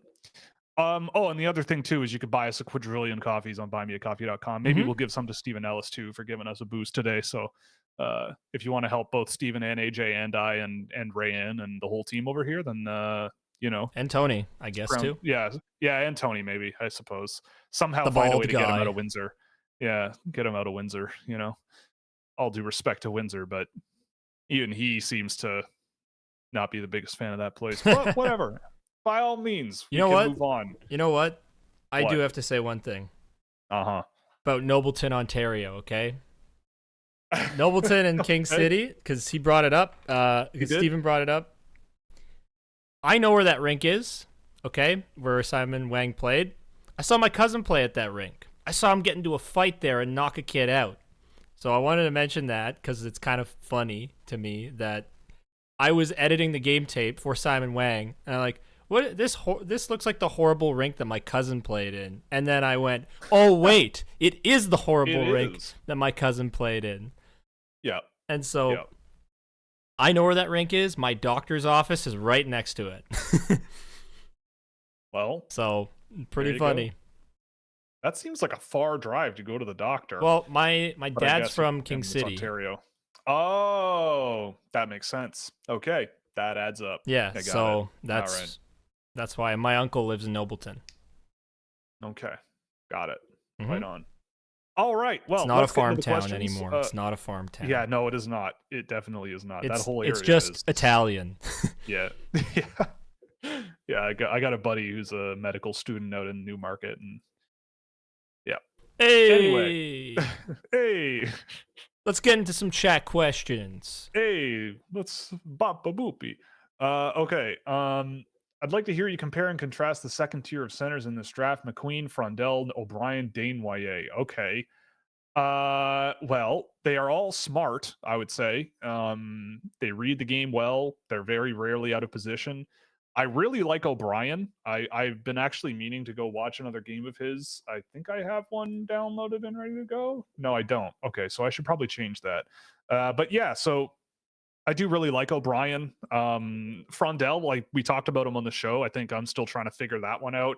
But there's definitely some stuff that I like there. McQueen, I'm gonna try to just hold my tongue until he comes back because I had my thoughts before he got injured, and I want to see what he's like when he comes back. But going back to last season, my read on him is still very similar, and we've talked about him a ton on the show. I just want to see him when he comes back before I keep going. And Desnoyers, Desnoyers is just the guy this year that I just feel like people are getting a little bit out of control on. Like I'm seeing him top 10, top 5, some people are really pushing him as one of the best players in the draft. And I don't see it. Like I see a guy who is maybe a good sort of third line center up the middle who can play smart and, help other guys when they're in scoring areas. He can find them and, just support play up the middle of the ice and just be a good contributor with a bit of physicality there. But with a guy like O'Brien, I think that the skill level and the vision and the pace of his play is a little bit better, which puts him a little bit higher. But those two guys are in the same group for me right now.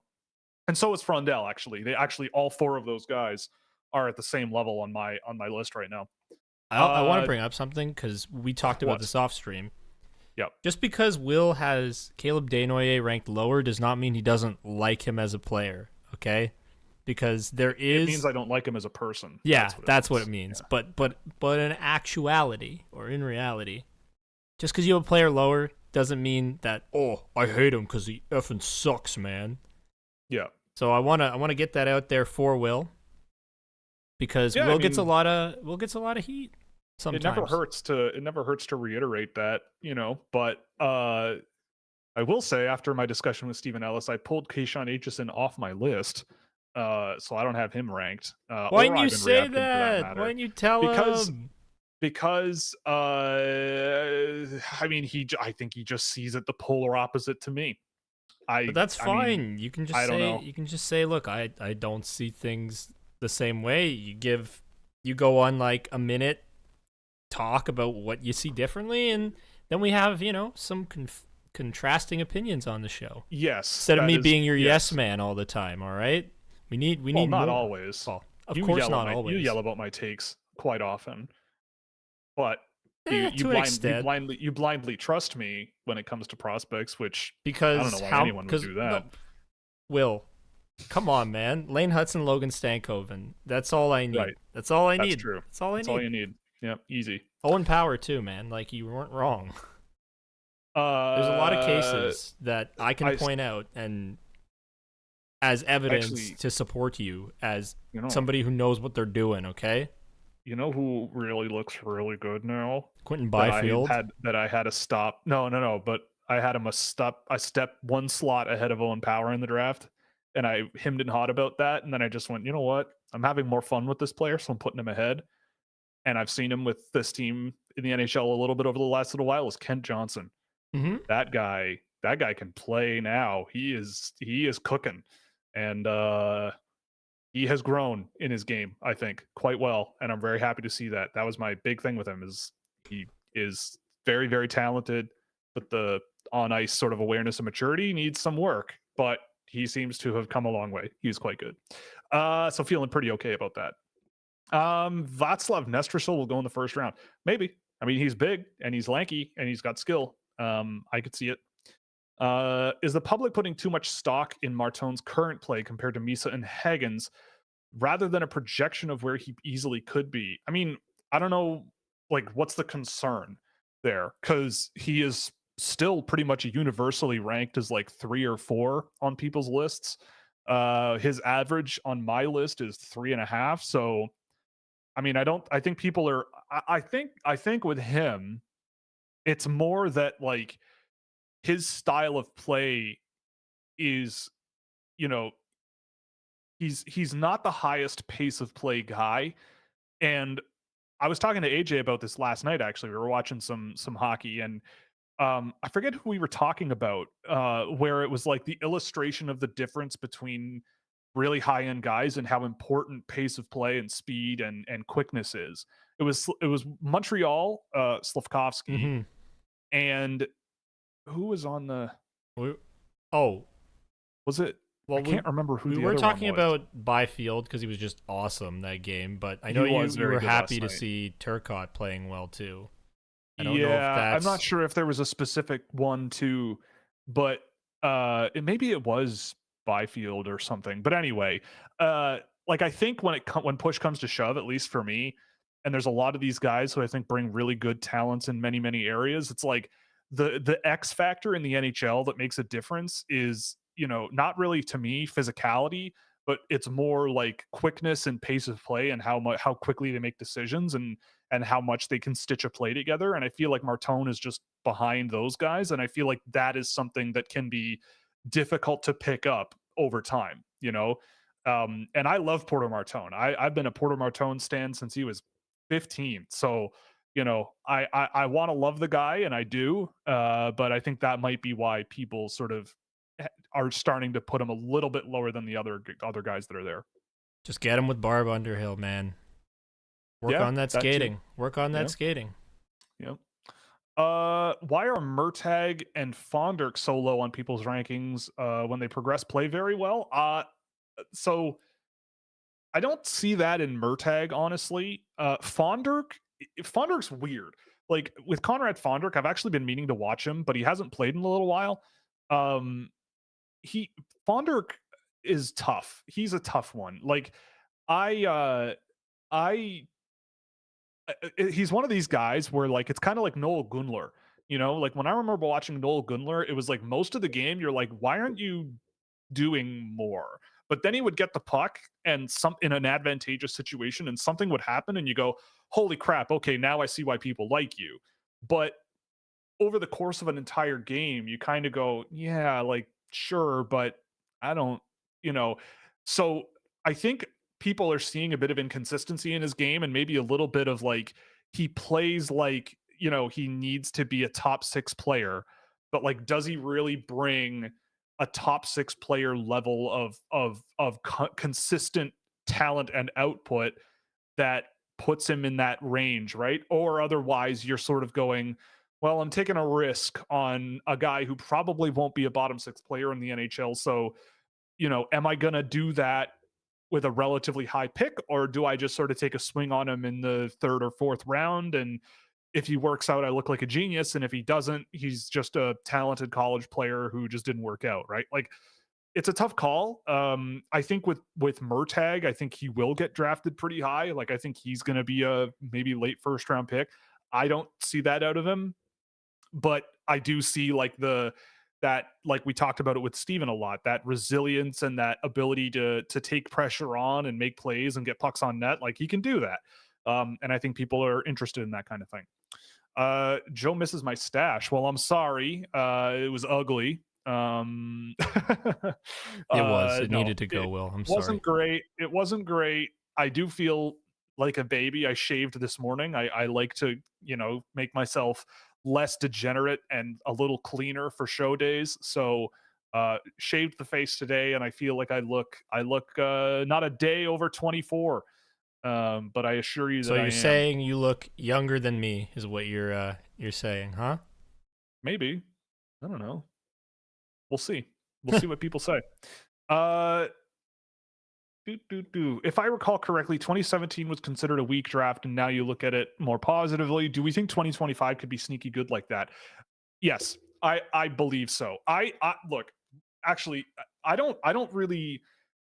I wouldn't say I pushed back, but I did sort of get a little bit more uh positive than I think Steven was, because I do genuinely think that there is more to dig into with any draft, really, like levels deeper than just sort of going, this is a good or bad class. Like I think there is some truth to the idea that the bar of that dividing line, like we said, is a little bit lower than usual. But I do think that the very, very top end of this draft is real, real good. Um, and I think I'm just pulling up the 2017 draft now. Um, yeah, like 2017, like there were a lot of good players in that draft, right? Marty Necas, Nick Suzuki, Timothy Liljegren, who is our favorite player ever. I'm crying on the inside now. Why'd you do that to uh, me? Why? Gabe Velarde, Casey Middlestat. Like it's a lot of good players. And I think this year, Josh Norris, Robert Thomas, I think this year could be similar. Um, is it like, so are any of those guys like amazing top line, everyday NHL players? Marty Necas, yes. I mean, a lot of them are very good players that you would like to have on your team. Kel McCarr, right? Well, yes, but like I'm talking like lower than the top guys who went, right? Okay, Like, okay. I mean, I remember at the time going, yeah, like Cale Makar and Elias Pettersson are special and whatever, but like the next grouping of players I remember being a little bit lower on, but still, right? Like it ended up being a pretty good group.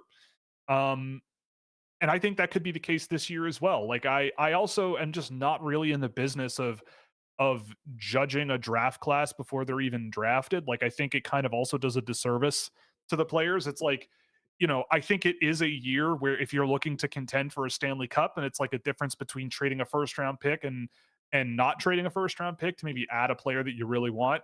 I probably would lean more on the side of trading a first round pick to take a run at an NHL gig. But if I am the team on the receiving end of that first round pick, I'm not going like, well, crap, like, what am I going to do with this? Like, I don't know.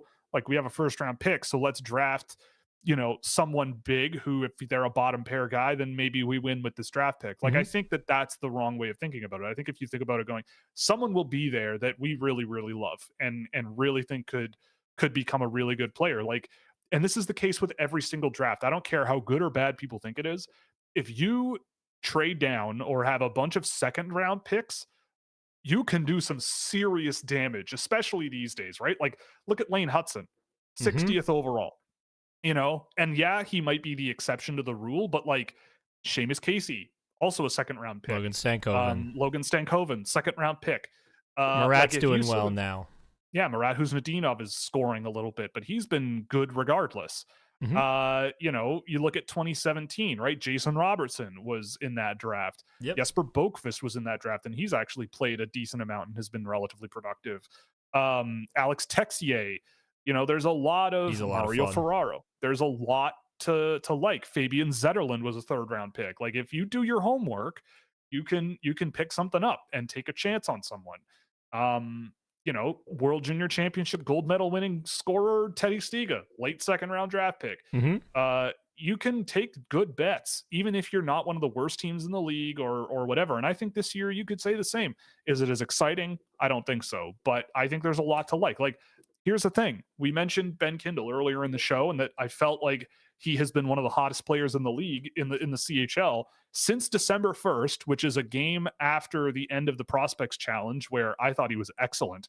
He has 49 points in 25 games. Like, that's a pace of like 130 points. And before that, I believe he had 33 points in 23 games. And in the time since, 50 points in 26 games since the Prospects Challenge. So he's been insane on an absolute rip. He had a 5-point game a week and a half ago, and he's just on an absolute tear. So a guy like that, I've watched him a bunch of times. A guy like that, I go, yeah, if he's a late first round pick, I'm taking a chance on him, and I'm going to see. Obviously there's more to the story than just points, but that's one where I believe it. I believe the hype. So I always think, like, you draft players because you're excited about them and you see something in them, and you sort of set aside the quality of the draft class. Do I think teams are going to make mistakes? Probably. There's always mistakes in the draft, but like, I think there will be teams that do their homework and come out with a lot of really good high upside players that, maybe they don't all work out, but they're good bets to make. Thoughts on Ben Keevan? Well, we talked about him in the show a little bit. Mhm. I think he's really, really smart, and I think he plays like a really good college player, I think. And I think like Steven said, him and Cullen Potter on the same team are going to be sick. So I like Ben Keevan, and I feel like if he's like a second round pick, you've done a decent job. Um, I don't. Oh, okay. So this is with regards to what we were talking about with Michael Misa, Mhm. with Steven. Um, Yeah, also that I mean, Kevin comment came in before Steven yeah, mentioned him. yeah, yeah. What's the idea for Emil Guite? I don't really see it with Guite, honestly, and I didn't really last year. I mean, he kind of has, for me, like a little bit of that, like Tarek Parasak, like sits back. He has a bit of physicality to him, a bit of skill, but like very sort of passive and deferent and finishing oriented rather than like a 200-foot impact guy. And that just isn't really my brand. And I think people are sort of looking at him and going, like maybe you take a swing on him and he recovers some kind of upside that he might have had, but I don't. Yeah. Um, is there a concern that Martone's off the puck play offsets his ability to cause chaos? I mean, yeah. Again, I think that's based off of a discussion we were having. Yeah, it was that one came Um, in when Ellis was yeah, talking about create chaos for Martone, like one of his yeah, selling points. right. Okay, so someone asked about Will Tomko, who I don't think I have seen. Chicago Steel does not ring a bell, but I'll put him on the list. He's on the list. That's a good thing, by the way, being on the list. Okay. Ethan Bear top 5. We went over that. Lassi Bolius should be in the top 60. I mean, Lassi Bolius is like the Finnish Kale McCarr, but not Kale McCarr. Like he kind of plays with like an insane amount of skill and shiftiness and everything, but like I just don't think he has the skating ability or the strength in his game that McCarr does and the speed, but he's fun to watch for sure. Curious what makes you what makes you less high on Dane Wye compared to others. I don't think he's a top 5 guy, but I think he's a fringe top 10 early teens. So I mean, for starters, right? Like this is why I track data. No matter which way you slice it with Dane Wye, his data for me has been very middle of the pack. Like he's been a bit passive in transitions going both ways, not the most efficient guy in the world. Deft playmaker for sure, and he gets his chances. Like he goes to the net, and if the puck comes out in front of the net, he finds a way to get there and get the puck on net from that space. But it's like when I watch him, I always go back to the guys that I have a lot higher than him and go, how do I feel watching these guys relative to him in all reality, right? Like a guy like Cullen Potter, for example, is a guy who in reality might go 20 picks later than Caleb Dane Wye. But when I watch a Cullen Potter, I go, I can see this guy in the NHL being a guy that I want. Like if I'm playing against a guy like Cullen Potter, I go, God, there's a lot there that's really special. And I wish I had more of that. Like I know Ellis has problems with the size, but I mean, James Hagens is an inch taller and playing at the same level. So with me, with Cullen Potter, I go, whatever. Like the ability there is amazing. And potentially really, really good in the NHL and hard to counter, right? He needs some time and development, but he could get there. With Dane Wye, it feels much more like a bit of a punt, where it's like, well, he's not the fastest or most skilled guy in the world, but he's smart and he moves the puck pretty well and he uses teammates well. And if you like, to me, he's a guy where it's the age old thing in my head. Do you want a guy who elevates other players but needs players to finish for him or players who can help him as well? Or do you want a guy who is extremely talented on their own, but also improves lives for everyone else on the ice? Right? Like Dane Wye is a guy who I think needs a supporting group to make him better, but he also makes them better, if that makes sense. Whereas a guy like Cullen Potter, I watch him and I go, God, you pair him with some of these like really high end skaters in the NHL and really skilled players and really good finishers.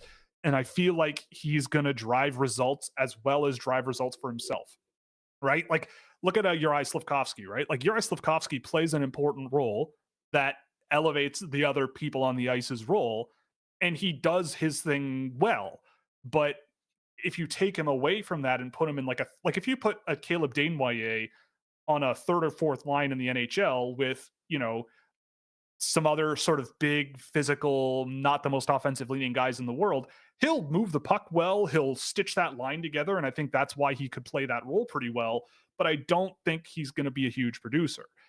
So that's where I've seen it with him. I know there's a lot of talk about him as a person and his leadership, and he's a winner is what I'm seeing now a lot, right? And it's like, okay, but like that's it, that's not so really was Kyle Dubas and Sheldon Keefe, but did they win the Leafs a Stanley Cup? No.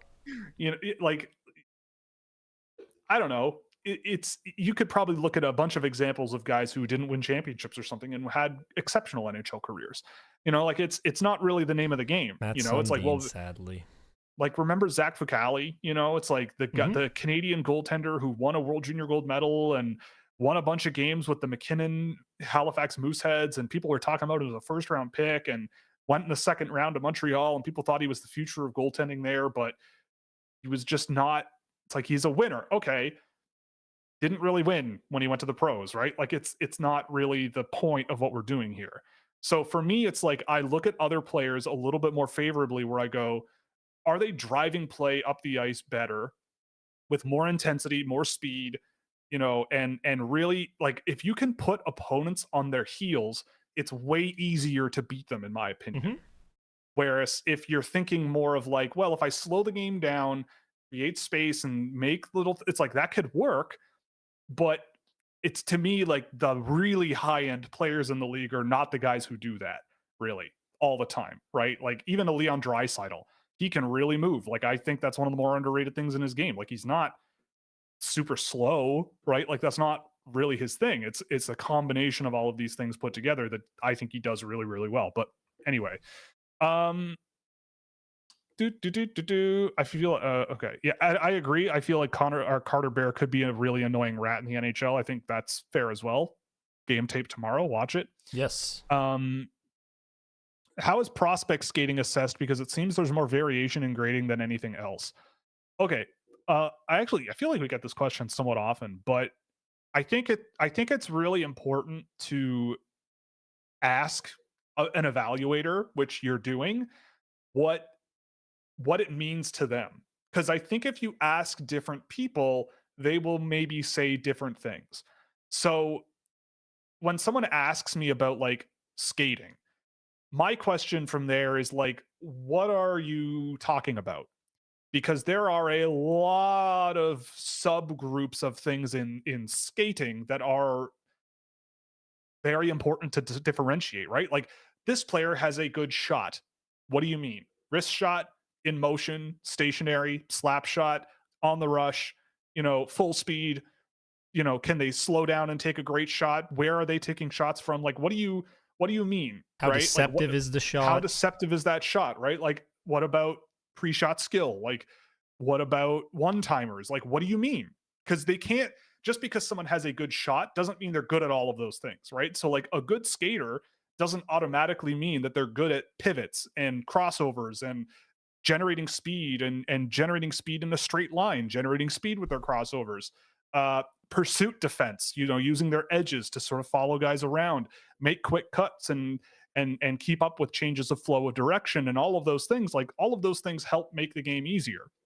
So for me, it's like I sort of look at how all of those things like intertwine, and I go, I know what I want to see more of, and I know I can look at a player and go, okay, like areas on their feet. Like this is why I use the letter and number system that I do, because I can go, okay, overall, generally that area of the game is very good, but there are parts of it that are somewhat concerning that could hold them back from being at that level in the NHL. Right? Like that's kind of why I use that system, because it's very messy no matter which way you slice it. So like I look at skating as like a very important discipline and part of the game, like extremely important. It can be a make or break for a lot of players, but like there are certain areas of it then that you go, okay, but like what about this situation? What about this situation? What about this? And so getting Like, that's how I see it. I don't know other people's answer to that, but that's how I see it. Oh, sorry, we didn't get to Mason West with him, but I'll DM him and we'll post the answer maybe on Monday. Which Eklund is your favorite Eklund? William, easy, but Victor is great. Yeah, I still need to really see Victor to have an answer. Oh, you would like Victor. You are gonna like him. So you think my answer is going to be Victor? Your answer might be I don't know. Your answer might be I don't know in a good way. It'll be I still like Fabian better than both. Yeah, well.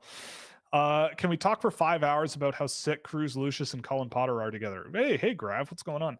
I mean, no, we don't have that time, but Hey now, really no. I tried to schmooze him in the chat, and I said hop on the show again, and we'll make it happen. But okay, I haven't gotten there yet. Got it. Okay. Rank these overagers: Sam Laurila.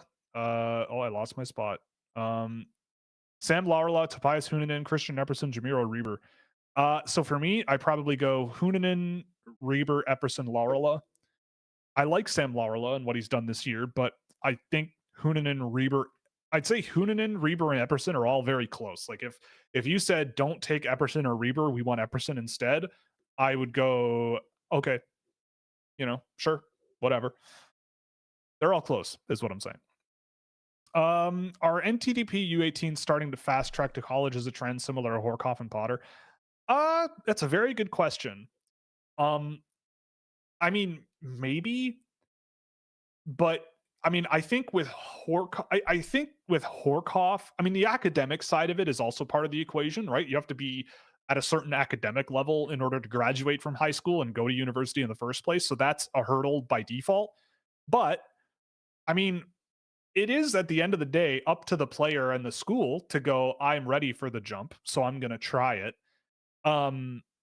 And I do think there is an argument to be made. Like if you're Will Horkoff, you can go, I'll probably learn more playing for Michigan now than I will playing for the NTDP. I don't think Horkoff is like the most amazing NCAA player based on what I've seen. But I see the role that he's playing and I see what he's bringing to the game. It might be a thing we see a little more of, but I think it's more likely we see more NTDP or US NTDP guys maybe going to the CHL and then going to college as a bit of a stepping stone, but we'll see. I don't know. It's a good question though. Byron Bader said Montreal likely has a franchise grade on their hands with Demidov. Thoughts? I mean, he's the only guy in my tracker for drafted players outside of maybe Wallstead, who I have listed as a franchise level guy. Let me double check that. And Celebrini, I think. Yeah, Celebrini, Demidov, and Michkov, and Wallstead, but he's a goalie and not on the list there. But and Michkov's coming off the and Michkov. He's coming off the tracker, right? Because next season, yeah, him and Celebrini will be gone. So I mean, and Demidov will be on there as a rookie. And I don't think I would put a franchise tag on anyone in this year's draft, but maybe. But definitely, he's up there. I mean, Byron Bader is probably saying that because he's an all-time leader in KHL production for his age group, so that probably pins everything at the 100th. What was Byron Bader's take on him in the draft year? That's what I am more curious about. Well, that's I mean, probably very high as well because his production level for a draft year guy in that league was humongous. But anyway, I think he will be a franchise defining player for Montreal. I love Ivan Demidov. Like he was right there with Celebrini for me. I said 1 billion times he was way closer to 2 than he was for 3, or way closer to 1 than he was for 3 for me last year. Like he just blew my mind, especially from January onwards. Like, whew, he was really something. Okay, well, it's time to yeah, just for a question for me. No. Yeah? No. It's not that we got to get moving. Oh, okay. Well, what? William Nylander or Ivan Demidov? I need to hurt your soul. Probably Nylander. Good. That's Probably right, Habs Nylander. fans. But like, I mean, Demidov is more like Marner. Like, if you told me Demidov or Marner, I might be like, ooh, I don't know. That's a tricky one. But I mean, See, William people Nylander will say that Marner's better than Nylander, so And well, they're wrong. I think they're wrong as well. They're incorrect. Yeah, no. But I had to do that. I know. Just for I get fun. it. Just for fun. Yeah, I get it. We try to have fun around here. Cullen Potter. Ooh, Kyle Puyak. Nice. Cullen Potter is a James Haggins 2.0. I don't see how he goes way later than Haggins. Well, he's an inch smaller and plays not at Boston College with elite line mates. So It's like There the you go. height dating memes. Even though Haggins is 5'11", right, and Potter Yeah. is 5'10", it's Was like it- 6 feet, and it shows like this gargantuan person. was it you who I was talking to who said like one of their favorite things I ever did on this show was say that like an iPod, like you're talking a difference of like an iPod's width of height difference between people.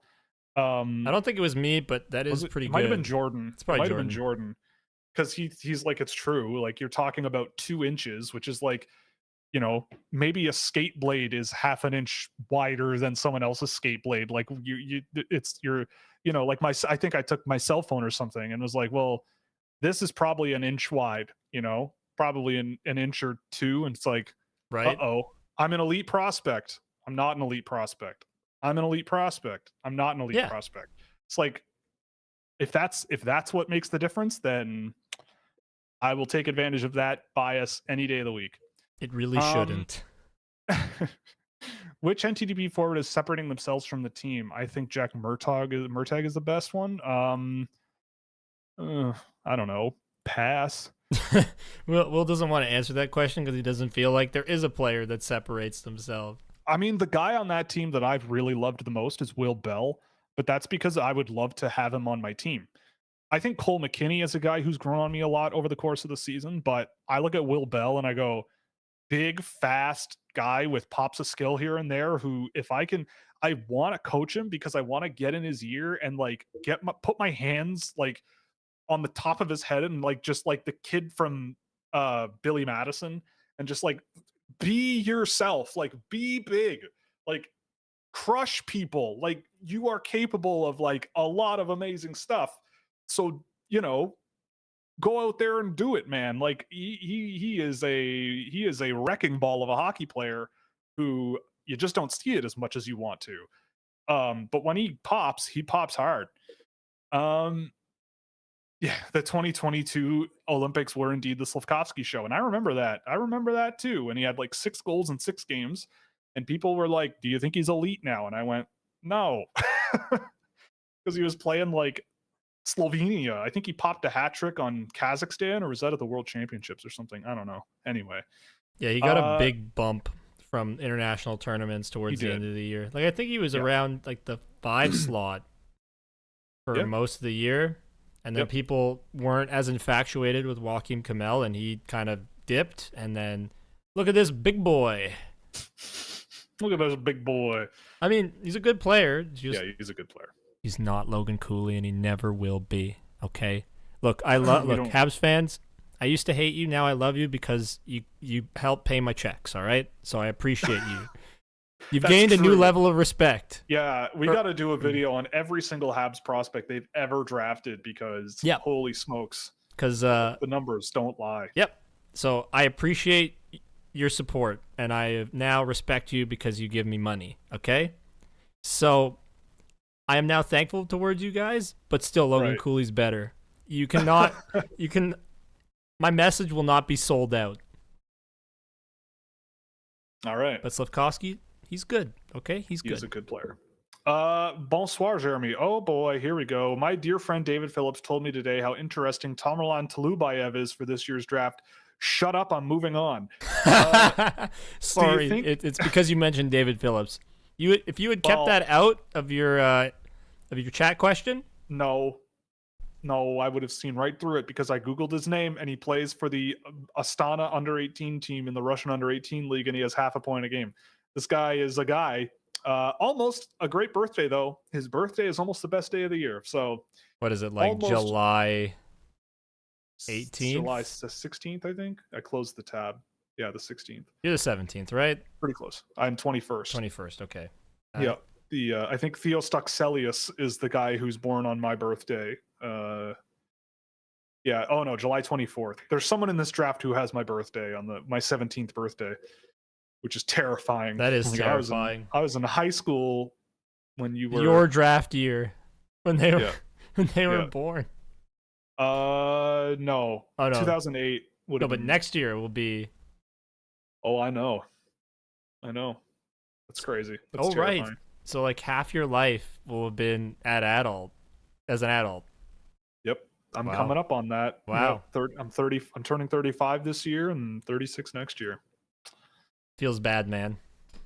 It's not so bad. My shoulder hurts a little bit now, and my knee feels a little weaker than it used to. But like, I'm fine. For now. It's not like I have blood in my stool or anything. Anyway, Okay, I don't know why you mentioned that, but that's all. because I don't know. It happens when you get older. Do you think it gives teams false hope when they beat weaker versions of the best teams because they wouldn't beat the best versions of the team? World Junior Wait, what? This Do you was think in it- reference to the international tournament tangent you guys were going on towards the end. That. No, I don't know. I don't think that just because Slovenia beat a bunch of college kids in the States, they're like, oh, maybe we're better than America now. I don't know. If anything, it means like People good just for us. celebrate because like, their country go. wins. It doesn't Yeah. matter. Yeah, it's not this like big. It's not like a chess game. It's like it's just you win a game. Good for you. If I was an NHL scout, I'd be banging the table for Nachayathorn Yanakornathon Apunt in the 7th round just to see what happens. I agree with you there, and I think he's a good player. Although I think he's next year's draft. Thoughts on the Utah logos? It should be the Utah Hockey Club, Yep. and the logo for the Utah Hockey Club is the best one. That's my thought. Easy peasy. Mhm. If Dalibor Dvorsky scores 30 goals in the NHL next year, give me another free month of premium. What do you give us if he doesn't? Yeah, what do you give us if he doesn't? Do you 'Cause buy we'll us accept a the million bet. coffees on buy you a coffee? Or Um, we'll make it equal value, okay? We'll give you a free month, but you have to, like, if he scores, 30 goals? That's the cap, right, Will? That's what we're looking at? Yeah. We'll give that to you if he does it. If he doesn't, you have to buy 1 month. all right. Okay. Lot of agreement on Frondell and Desnoyers. Cool. What are the most undervalued and overvalued traits in NHL prospects? So, I mean, undervalued. I would say. I think overvalued's easy. Well, yes, overvalued is easy. Size. Yeah, size matters not. But undervalued. Well, size matters, but it matters with things. It's not a one-off, like right? it's like a trade-off. It's like a guy who's really, really fast doesn't mean they're great. A guy who's really, really big doesn't mean they're great. A guy who's really, really small also doesn't mean they're great. A guy who's really, really small and scores a bunch doesn't mean they're the same as other guys who are really small and scores a bunch. But I'd rather have the guys who are fast and not good than the guys who are big and not good. That's just my taste. at the end of the day in the NHL draft, the pattern, because the pattern that I see is it all revolves around size. What is overvalued is the importance of size, and what is undervalued is the importance of size. Like or at least what is undervalued is how small little players, and then big players is over. Yes. Well, it's more like what is undervalued is how valued size is, or what is undervalued is how overvalued size is, I think is what I'm trying to say. Like the perception of like NHL teams will just default to like, well, this guy's 6'4" and throws hits and like maybe he'll turn out to be anything for us. Right? It's like, okay, fine. But the guys who, like I've said this before, but the number of times where it's like there are big players out there that I like, but whenever it comes time to make a selection for me to add to my list, all the ones that I like are gone generally. And so I'm not just going to like, oh, well, who else is big, which is what I feel like some teams do. For me, I go, well, who do I like the most that's left? And generally it's smaller players, especially wingers.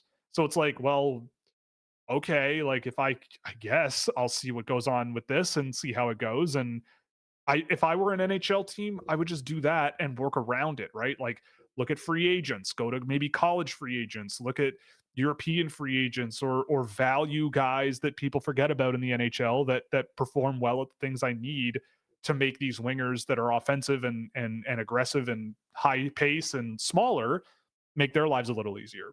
Yeah, I feel like trying to draft a defensive defenseman a lot of the times is just why? Why? Well, yeah. Like why? Why would you Well, do that? I think the idea of what defense is very wrong. Mhm. Like it's not understood. Like we were watching David Savard last night. Oh, he's so bad. He's so bad. To me, that's so not bad. a guy I I'm want on my sorry. team. He's so Eric bad. Goodbranson for all those years, he was a top 3 draft pick. Look at like Darnell So Nurse, bad. top 10 pick. It's like I'm going. They're not like Darnell Nurse is not terrible, but he's not great. But he was a top 10 pick, and was he's $9.5 million a year now, and it's like okay, like if that's what the vision of defense is, I don't see it. And I will remind everybody that Will picked the Edmonton Oilers to win the Stanley Cup, and I will keep reminding. They're going to get John Gibson at the trade deadline, and they're going to win. And they're still going to have John Klingberg on the blue line. Oh, he's an adventure. Oh boy. Well, anyway. I'm throwing a lot of strays today. Yeah, exactly. I respect all of you, even if I think you are not good at hockey, okay? Yeah. I mean that. Yeah. You're better than me. Okay, what did someone say here? Shot is overvalued. Yeah, I would agree with that. Like shot quality at that age. Like I feel like goal scoring is overvalued. Yes. I don't think that shot is necessarily overvalued. I think goal scoring is overvalued because it is how are you scoring goals? Because I feel like a lot of these why didn't this prospect work out video is look at the points they scored. Yeah. In junior. How did this happen? And then it looks at their development path, but it doesn't go into, well, maybe they weren't good enough for the NHL when they were picked, really. Or like in terms of the role they were projected to carve out for themselves in the NHL. Because pace matters. Being able to do things at pace with skill and being able to move the puck around and get around the ice at a good enough speed is important. That is true. Fabian for president. Okay. 2025 Will is having more fun than 2022. That is true. Mm-hmm. Do I have AJ to thank for that? Absolutely. No. I mean, it is more fun now. I think, okay, so here's part of it, right? Number one is I have kind of, number one, I am doing this as much as I can full time. That is number one. I'm not juggling this with a job that was not amazing. So that is plus. That's a plus. Number two, I mean, the pandemic is kind of, we're in the rearview mirror of that. So that's also a nice mental load off.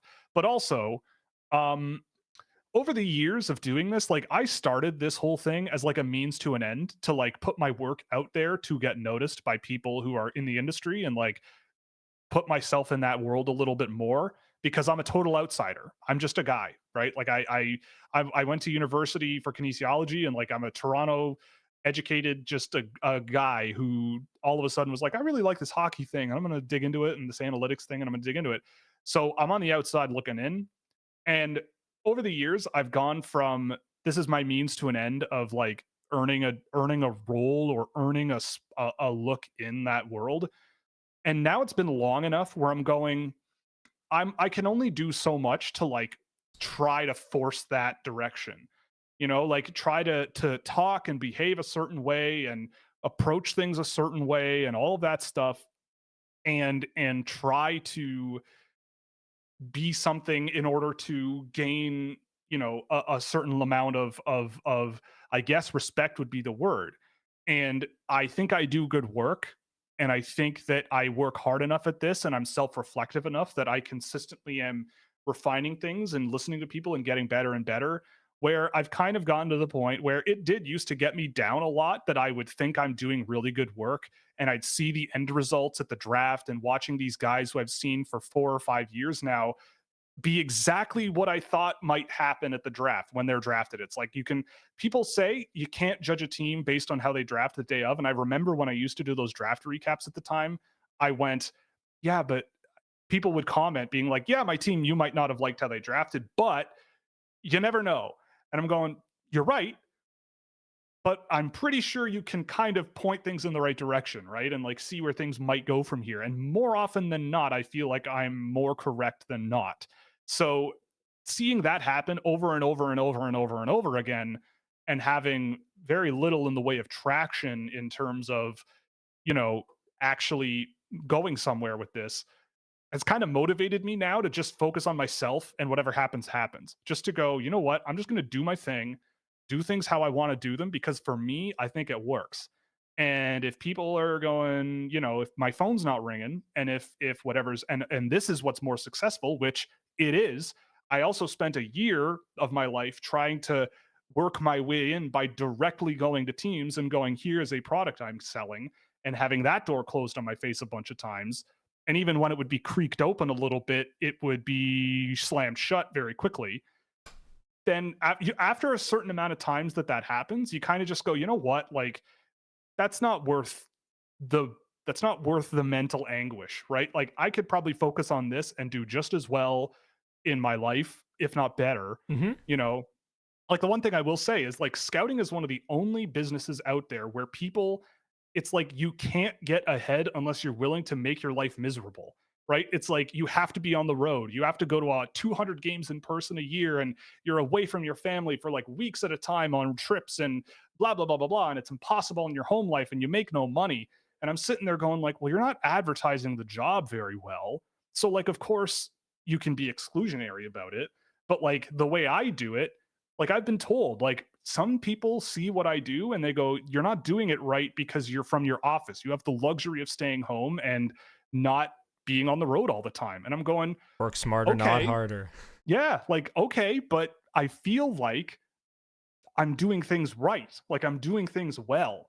So what difference does it make, right? Like if I were to do what they're doing, I would be worse at this, right? Like, and I did, when I go to games in person, I come away going like, I am thinking things I shouldn't be thinking based on seeing this game in person, right? Like you come away with biases from that. It's like, I've seen this player in person.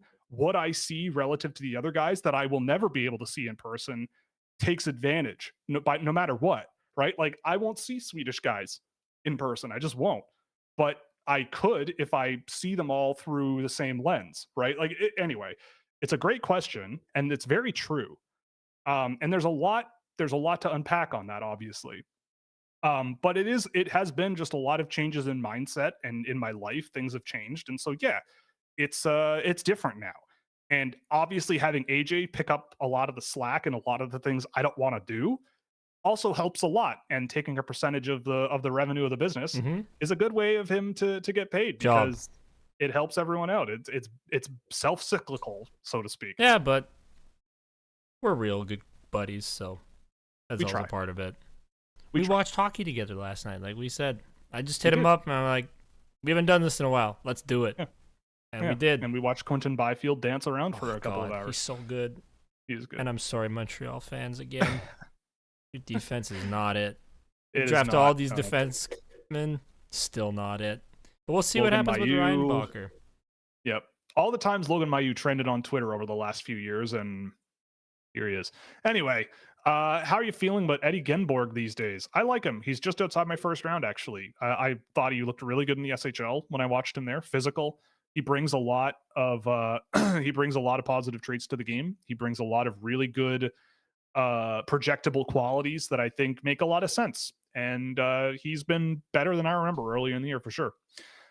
Are the Canucks trading the 9th overall pick to Arizona one of the worst trades in Vancouver history? They gave up the pick, which became Dylan Guenther. What was that for? Was that for Oliver Ekman-Larsson? That was for Oliver Ekman-Larsson and Connor Garland. Yeah, that didn't turn out. I mean, Connor Garland has been excellent. Connor Garland. Connor Garland has been great for them. So, I mean, I think Gunther's fine, but Vancouver's getting a lot out of Connor Garland, I think.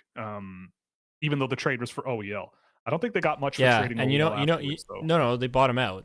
Oh, right, they bought him out. My God. See, and you know what's funny? This person, totally unbiased Steelhead fan, also then mentions Oliver Ekman-Larsson's a winner. It matters, lol, later. So, how can one be involved in the worst trade in Vancouver history, and then you're also championing him? It's almost like being a winner doesn't matter. I mean, he didn't win in Vancouver. He went and won in Florida, where the team around him carried him. Like a boss. Just saying. But I do appreciate you trolling me, because I have a lot of fun with it. I really do. Hook, line, and sinker there, AJ. I always bite. Okay, that's my kryptonite. I give a reaction. Okay, I cannot help myself. That is what I do. That's why I was bullied in school. No, not actually. But I was definitely teased a lot. Nerd. Yep. Nerd. Okay. What was I doing here? Okay. By reading. Is Ashton Schultz the American version of Eric Nilsson? I don't think so. I think Schultz is more of a finisher, like more of a skilled finisher. I actually watched him the other day. I think Eric Nilsson is much more of a 200-foot impact guy, playmaking center. I think Schultz is more of a pure finisher, skilled guy. As a Penguins fan, I've been locked in on Kindle from the moment the team acquired the Rangers pick. I mean, Kindle in Pittsburgh makes a ton of sense because he's basically Easton Cowan, basically, but I think a little more northbound driven. Stop overrating Timothy Liljegren. No. Okay, whatever. You stop overrating Oliver Ekman-Larsson. I mean, I think Timothy Liljegren, like, his whole thing is you got to watch him play. Like, I think if you look at the analytics in San Jose, he is on paper one of their best, if not the best defenseman relative to the team. I mean, that's not a high bar. He's just a subtle player, and people don't look for the subtleties. They look for crash and bang, and that's not what he's going to do. He stops the puck from going in the offensive or in the defensive zone. So of guys who have played more than 200 minutes at 5-on-5, I'm looking at Evolving Hockey right now. Relative to the team, he is the second best defenseman besides Jack Thompson, who's only played 16 games. Liljegren's played 41. His offensive numbers are third on the team relative. I mean, a little bit further behind Mario Ferraro and Jake Wallman, but Jake Wallman has been unbelievable this year. Nice job, Stevie. Got him for nothing. That blows my mind. But anyway, they got picks. That's what I mean. Like, they didn't cap dump. They got him. They didn't do anything. They didn't do anything. But I mean, I'm looking at Hockey Viz for Timothy Liljegren with San Jose. Like, he's a net positive defensively for them significantly. He's a net positive offensively for them significantly. He's not a great power play defenseman, but I don't know. Well, he had very little time to do anything on the power play. He plays a quarter of their time on the power play. Yeah. So end of power play, very little can materialize generally in like 20 seconds. Right. Which is a lot less that can materialize. Anyway, regardless, whatever. We like him. If you don't like him, you don't have to like him. Sleeper picks Lassi Bullius or Thomas Pobazal. I would say Bullius. Do you have any sleeper picks that are playing European Pro? I mean, it depends on your definition of sleeper, depending on how much you watch the show. I mean, I really like Eric Nilsson. I think Michael Sverchek is a bit of a sleeper. Gustav Hillstrom, Arvid Drutt. If you buy the upside, Theo Stakselius, Melvin Novotny. There's a lot of guys in Sweden that I think are flying under the radar still. Which tends to happen. Yeah, it does. Is Desnoyers' comp as Sean Couturier? That's outrageous. I don't think so. Sean Couturier, before the injury, one of the best two-way centers in the league. Just excellent hockey player and a number one center. I had the thought, and it's stuck in my head, that the storyline with Desnoyers might be similar to Jesperi Kotkaniemi, where it's a guy who is like a mid-first roundish guy, should be a solid 200-foot third-line guy who gets drafted super high because of pedigree, put in the NHL really quickly, does better than expected because of how smart he is, and then just kind of plateaus. And because there isn't that like X factor in his game, and Kotkaniemi's now a bottom 6 guy who's been like, his career has been decent, like don't get me wrong, but the whole drama around how much he's getting paid and where he was drafted and all of that stuff has kind of muddied the waters on him. Like I feel like based on style of play, there are, I think, some similarities there between the two. And Kotkaniemi, extremely productive for a junior age player in the Finnish Liga. Colin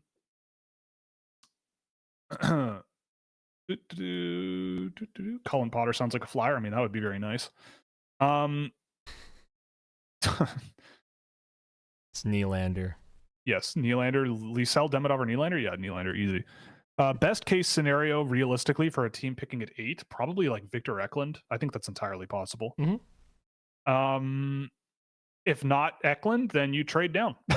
Trade down and wait for Colin Potter. Trade down and wait for Colin Potter. If only size mattered, then Griffin Reinhart wouldn't have played more than 40 games in the NHL. Well, yeah, I mean, that's true. You know, not saying it's the only thing that matters. Yeah, we're just saying it's the only thing that matters. It's overvalued. Overvalued. Like the point is that Griffin Reinhart was a top 5 pick. Like that's the point. That's the overvalued bit, right? Like the question was about overvalued in the draft or overvalued evaluation thing. And it's like, anyway, you get the point. Which prospect in the WHL would you vouch for to watch live? What? 20 like, so this year, like who do I want to see in person? Mm-hmm. Probably Carter Bear, maybe Ben Kindle. Those two. I'll go with my bromance, Lyndon Lakovic. Lakovic is a good one. Because you're buds. Because we're buds. You just look out for each other. You're friends. Mm-hmm. Well, I think I won't say your username because it'll get us demonetized, but I think you're great right username. Thank you. I love it. The in-person bias is real. Patrick Berglund. Yeah, I mean, I agree. It is a thing. When you go to games, you come away with a certain impression of things, and I think, like, again, I've said this a billion times, but I think it is a massive advantage for me to have the experience watching all different kinds of video feeds and qualities and angles and all of those things, and done it for years and sort of understood the subtle differences. But also, I am able to go, all right, I just watched Caleb Desnoyers, right? That's one example, right? We're talking about him a lot. I just watched him. An NHL scout goes to that game and sees him, then they drive home. I watch his ice time, see what he does, and then go, all right, based on what I just saw, how does that compare to player X who's playing 2,000 kilometers away, and I can watch that game in the time that it takes for that NHL scout to drive from Moncton to wherever it is that they're staying or at home, I could get through 2 more players, right? And go, okay, I saw this guy, and here's what I thought compared to what I saw of Desnoyers. But you're also forgetting, yes, that they have to be there for the whole game or until the third period, whatever they end up doing. Yeah, 6 minutes left in the third period. So there's all that downtime in between. So there's like 6 games, 7 games you can fit in, especially Euro guys you can fit in more because they play like 5 minutes sometimes if they're playing at the highest level. Yeah. So for me, it's like, it's a matter of like, you kind of have like the whole point of all of this, the data, all this stuff is like, get rid of bias. Just what am I looking at, right? Like, I think that's why my list turns out a lot different from a lot of people, because I just go, I'm just ignoring everybody, because when you go see a player in person or when you live close to a player's where they play or whatever, I'm just sitting back and going, all right, here's what I am seeing. Here's what the data says about what I'm seeing. Here is, and I can bounce around. I can go Russia, Sweden, Finland, Canada, US, Canada in a day. And I go, all right, like at the end of the day, here's what I come down on. And generally where I feel most confident is when people say things like so-and-so is going to go top 5. And I go, I've seen this guy like 9 times, and I've seen them that many times alternating between guys that I have close to them in my draft range, which is like maybe 20, let's say.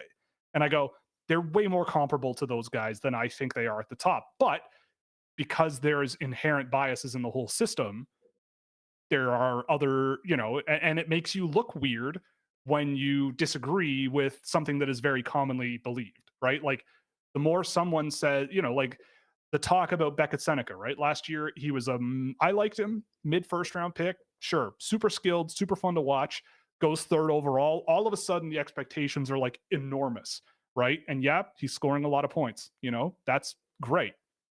But, it's like I would watch him last year and go between him and some of the other guys that I had in that middle of the first round range and go, there are things that other guys bring that I think he doesn't, and things that he brings that other guys don't, and it all kind of might come out in the wash at the end of the day.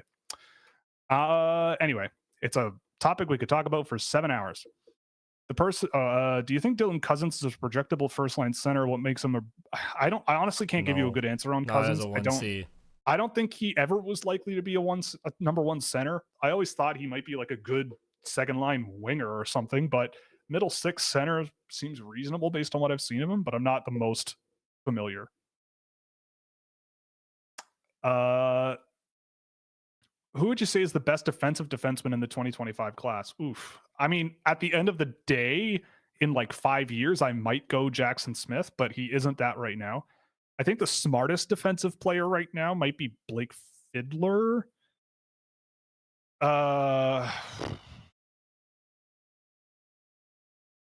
I mean, Radim Murtka could get there, but he does rely on his reach a lot to defend, which doesn't generally work all the time. Like if he can learn to use his feet a little more to keep up with pursuit defense and all that stuff, then I think there could be a lot to chew on there with him because he's got a lot of good tools. But like the potential of Smith, I think, is the highest, but what Fiddler does now, I think I've liked the most in terms of like how smart he plays defensively. Do you think Hunter Bruchevitz will make it to the NHL? Oof, I think that's a tough one. I think that's a bit of a long shot. I like the offensive tools in his game, but the defensive stuff is kind of where you lose me a little bit. Like he's a guy I have ranked a lot lower than the first round. Yeah, I have him ranked in my third round because I think he's like a good offensive defenseman who, he gets beat a lot in the games I've seen of him in his own end and in areas where it matters. I think he gets beat a lot. I do want to like clear up one thing with the NHL. What do we want to define as that? Because like, I don't feel like a cup of coffee is, you played in the NHL, but you really make the NHL. Because guys get opportunities. So like, is playing a full season making the NHL or playing like generally the benchmark is 200 games, like is he going to play 200 games? I don't think so. I don't know. I can't say that with confidence. Okay. I don't know. How many games do you watch on a daily and weekly basis? Do you watch full games? Yeah. So for me, I mean, there's many ways you could probably do this, that you think are best, but here's what works for me. Since it takes me time to track data in games, I'm often watching like shifts multiple times overall. So it usually takes me like twice to 2.5 times as long to get through a player's performance than it does just to sit and watch it. So on any given day, depending on ice time, I could get through as few as like 4 or as many as like 8 in a day, realistically. Because also there's other stuff that I do that's like the video room recordings and just other like website management and all that stuff. Like there's writing on the blog on the site that I do as well, which I'm overdue. Yelling at AJ to do stuff. So there's all kinds of stuff that or answering 9 unanswered messages that I've sent Will because I'm a tangent messenger. Yes, correct. And I also will say like I'm also watching stuff at night. Like during the day I'm doing a lot of data stuff. I can't do it at night. I just can't. But at night, I'll be like just quickly bumping around on guys. And like what I usually do as well is just watch like a game of tape of like 3 different guys that I had really close just for funsies and go, okay, like just when I lean back and see things, how do I feel about these 3 guys and just see how it goes. So it's hard to give you a firm number. I will say, unless I'm doing puck preps work, I don't watch full games because my interest is strictly in the performance of the player that I'm interested in. What are they doing on the ice? And that's why I always go, my data is useful, but I'm not going to say that it's something I rely on because a lot of things in hockey can be undone by teammates or the player in question might not look as good because of other factors or something like that. So it's important for me to gather the data while also watching the game. which is something that I think confuses some people of like, well, if you're a data guy, then why watch the games? Or if you're a watch the games guy, why do the data at the same time? And I'm going, because it helps sink it into my brain what I'm looking at. Like it helps me remember as well. So I don't know, on a weekly basis, it might be like, I don't know. Why don't you just give an 35 to hour? 40? Why don't you just give an hour estimate on how much hockey you watch in a week? Oh my God, like 35, maybe 40, no, 30 hours, maybe. I mean, outside, maybe at night it adds up to more, maybe like 50. Because also there's the game tape stuff or the video room stuff as well. Like it's a lot. It's a lot of hockey. It's a lot of hockey. It's all over the place. Yeah, we'll be on sessions where we're watching hockey and I was like, I'm all hockeyed out for the day. I can't do it. Yeah, I can't do it. I'm do like, it. okay. I mean, that's partially why I don't watch as much of the NHL anymore. I just like can't keep up with all of it. You know, it's a lot. Anyway, we'll wrap up pretty yeah, shortly. I think we're gonna wrap. We'll wrap up on this. I mean, this is a pretty quick one. Do you think Jake O'Brien is first line center upside? No. I mean, I like Jake O'Brien, but first line center is a really, really, really high bar. It's an incredibly high bar. There's only 32 of them, right? Like there's only 30 guys in the world who are probably good enough to be like on any given NHL team first line center. Maybe 30 of them. I would say 25. I don't know. It's tough because sometimes two of those guys exist on the same team. Like some teams have none of them. Like Leon Draisaitl and Connor McDavid, that's two first line centers. Sidney Crosby and Evgeny Malkin in their primes. Like Sidney Crosby's still a first line center. Evgeny Malkin is not. But he was. Yeah. So, I mean, for me, I don't know. I think the only guys I can say might be first line centers in the NHL. Maybe Michael Misa. Yeah. Like, I'm not even certain about James Hagen's being there. Maybe, but I'm not certain about it at all. I don't know. Anyway, we're going to call it. We've been running on way too long, and I've got other stuff to do today. Yeah, it's 4:20. So, Will's got to take his break. I got to go get out my octo bong and stick all 8 hoses in my nose and my mouth and just start life properly. Yeah, and just go to space for the rest of the day because that's why Will's list look different than everybody else's. That's true. That's the truth. I'm baked as hell all the time. Oh yeah. Yeah, all the time. I mean, look at me. How else would I think Cullen Potter's this good? Why else would he be? He's so good, bro. Like, oh man. I love the Mighty Camels, man. They're my favorite hockey team. Man, do you think they have weed in Dubai, bro? Like, do you think they would kill you? Probably not. No. Well, I'm sure you could find anything you want in Dubai if you tried hard enough, but you'd get stoned to death for being stoned, brother.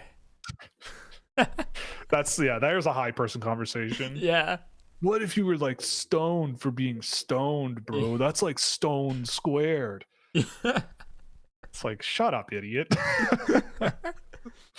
Anyway, thanks for joining us again. Thank you to Stephen Ellis. All of our sponsors and stuff are in the description. My voice is too shot to go through it all again.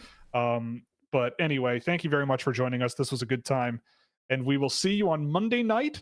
We will have Tony Ferrari on the show. It's gonna be a good time. Tony's the next one. Next? Oh, I thought he was We're having Sam back. Right. Sam is back Monday night. Then the week after is Tony. And we also have game tape coming out tomorrow. So stay tuned for that. It's a good one. Carter Bear.